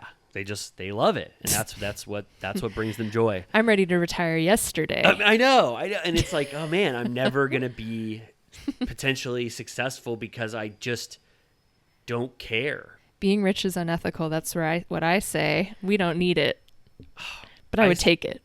Yeah, I say that too. If I happen to get rich, I'll take it. But no, I have personal goals, but I have a threshold of what I'm happy with. Yeah. Because I think of like how much worse things could be, or what I could have ended up as. I know that's not the best way to like look at your life, but I take pride in the little things I've done. Simple is nice. Simple is nice, and from what I've seen, billionaires and all the success in the world is negligible in terms of how much it impacts your happiness. If anything, some people isn't there a threshold? What is it? It's 75,000. Really? I think that needs to be. I think that needs to be updated for current inflation. Not in LA. Not at all. I'd say 150. If I had $150,000 every single year, well, no, I mean even that though, like we couldn't buy a house in Los Angeles. So that's true. But would that make you happy? Actually, by owning a home, it'd bring you peace. Owning a home would bring. But that brings a whole bag of worms too. It does, but for me personally, this isn't for everyone, but for me personally, I would take pride in the fact that I owned a home. Yeah. I don't think it will ever be in LA, unfortunately, but I guess unless our Patreon numbers keep growing. If we start talking about the Bethenny Frankel interview only on Patreon, but we're not going to do that to you guys. This is me about the Patreon. I may be small, but my empire keeps on growing. That is the motto completely for our Patreon. All right. Well, we said it all. Yeah, we got a little personal there at the end. We got Yeah. a little glimpse into our hopes and dreams. Yes. I thought that was a good episode. Hey, we're almost nearing 3 hours. I know some people felt that we didn't go long enough last week, so we made up for it this time. Yes, I think we definitely did. And I'm proud of what we spoke about today. There was a lot to address. And I'm happy to have you back. But I do hope that we can sort of implement a dual strategy where sometimes, we have some like silly fun that's not so tied to these episodes. People Totally. like it. Or, I don't know. But we'll discuss that off air. And but you feel good about this episode? I do. I think Okay. it'll be our best yet. Our best? I think this one is going to outperform our peak Scandival episode. I'm putting that into the universe. Maybe with this Bethenny thing in the People ether, are hungry for commentary. I'll say this was the definitive conversation to be had about that interview. So hopefully people will be like, wait, I only needed to hear 1 hour and 30-minute conversation about that. And I'm fully satisfied. I mean, there was so much going on yesterday. I was at my parents' house, and so I wasn't really on my phone. And then I kept getting screenshots that Bethenny commented, she followed Riley, that all this stuff was going on. And I got home at the end of the day and I was like, what the fuck happened today? I know. I'm not 100% sure why Bethenny followed me. I personally, I'd be afraid. If I was her, I wouldn't have done that, but it's nice. If you would have told me a year ago that Bethenny would follow me on TikTok, I would have been completely stunned. But I hope she pops into your lives now. Yeah. I mean, I only get worried when people follow me, because then I'm like, I can't be honest, or I can't, or I'm going to make some content. You can be honest about her. Yeah, I mean, she's never going to see it. She can take it. But it's almost sadder to have someone follow and then eventually unfollow than it was to ever have them, You can mention it all. Yeah, I will. I'm still going to be truthful as much as I can, and I feel like we were truthful today. Yeah. I can't wait for our crab boil. That interview where we recreate her crab broil video and we also interview her about her Rachel interview, that's going to be big numbers. Big numbers. If you love Amy and I and you love what you witnessed here today, there's more conversation to be had at our Patreon. Yes. We post, random stuff there. It's our little Villa Rosa VIP community, which we love so much. We're trying to be the best we can to our cherished Villa Rosa VIPs, and that'll only get more beautiful and powerful in that group. So if you love us, go there. Listen to us talk about Vanderpump Rules, and listen to us talk about anything that doesn't fall in our normal recording schedule that eventually ends up in Patreon, right? Exactly. Yeah. That's where all the action, the magic happens, where you thought we were unencumbered here. Oh. Just wait. Just wait until there's a paywall and you have to pay to hear us. We are so unencumbered. We have a few beers. It's going to be good. Laughs. Oh, major laughs, especially when we record 2 a day. The second one is always kooky Yeah, it because really we're is. exhausted and drunk. Yeah, it really is. All right, well, we love you so much. No one loves you more than Amy and I, and I hope you sleep good tonight, and I hope this was a fun little Friday treat for you. Kisses. Kisses. Good night. Bye. This one's for you.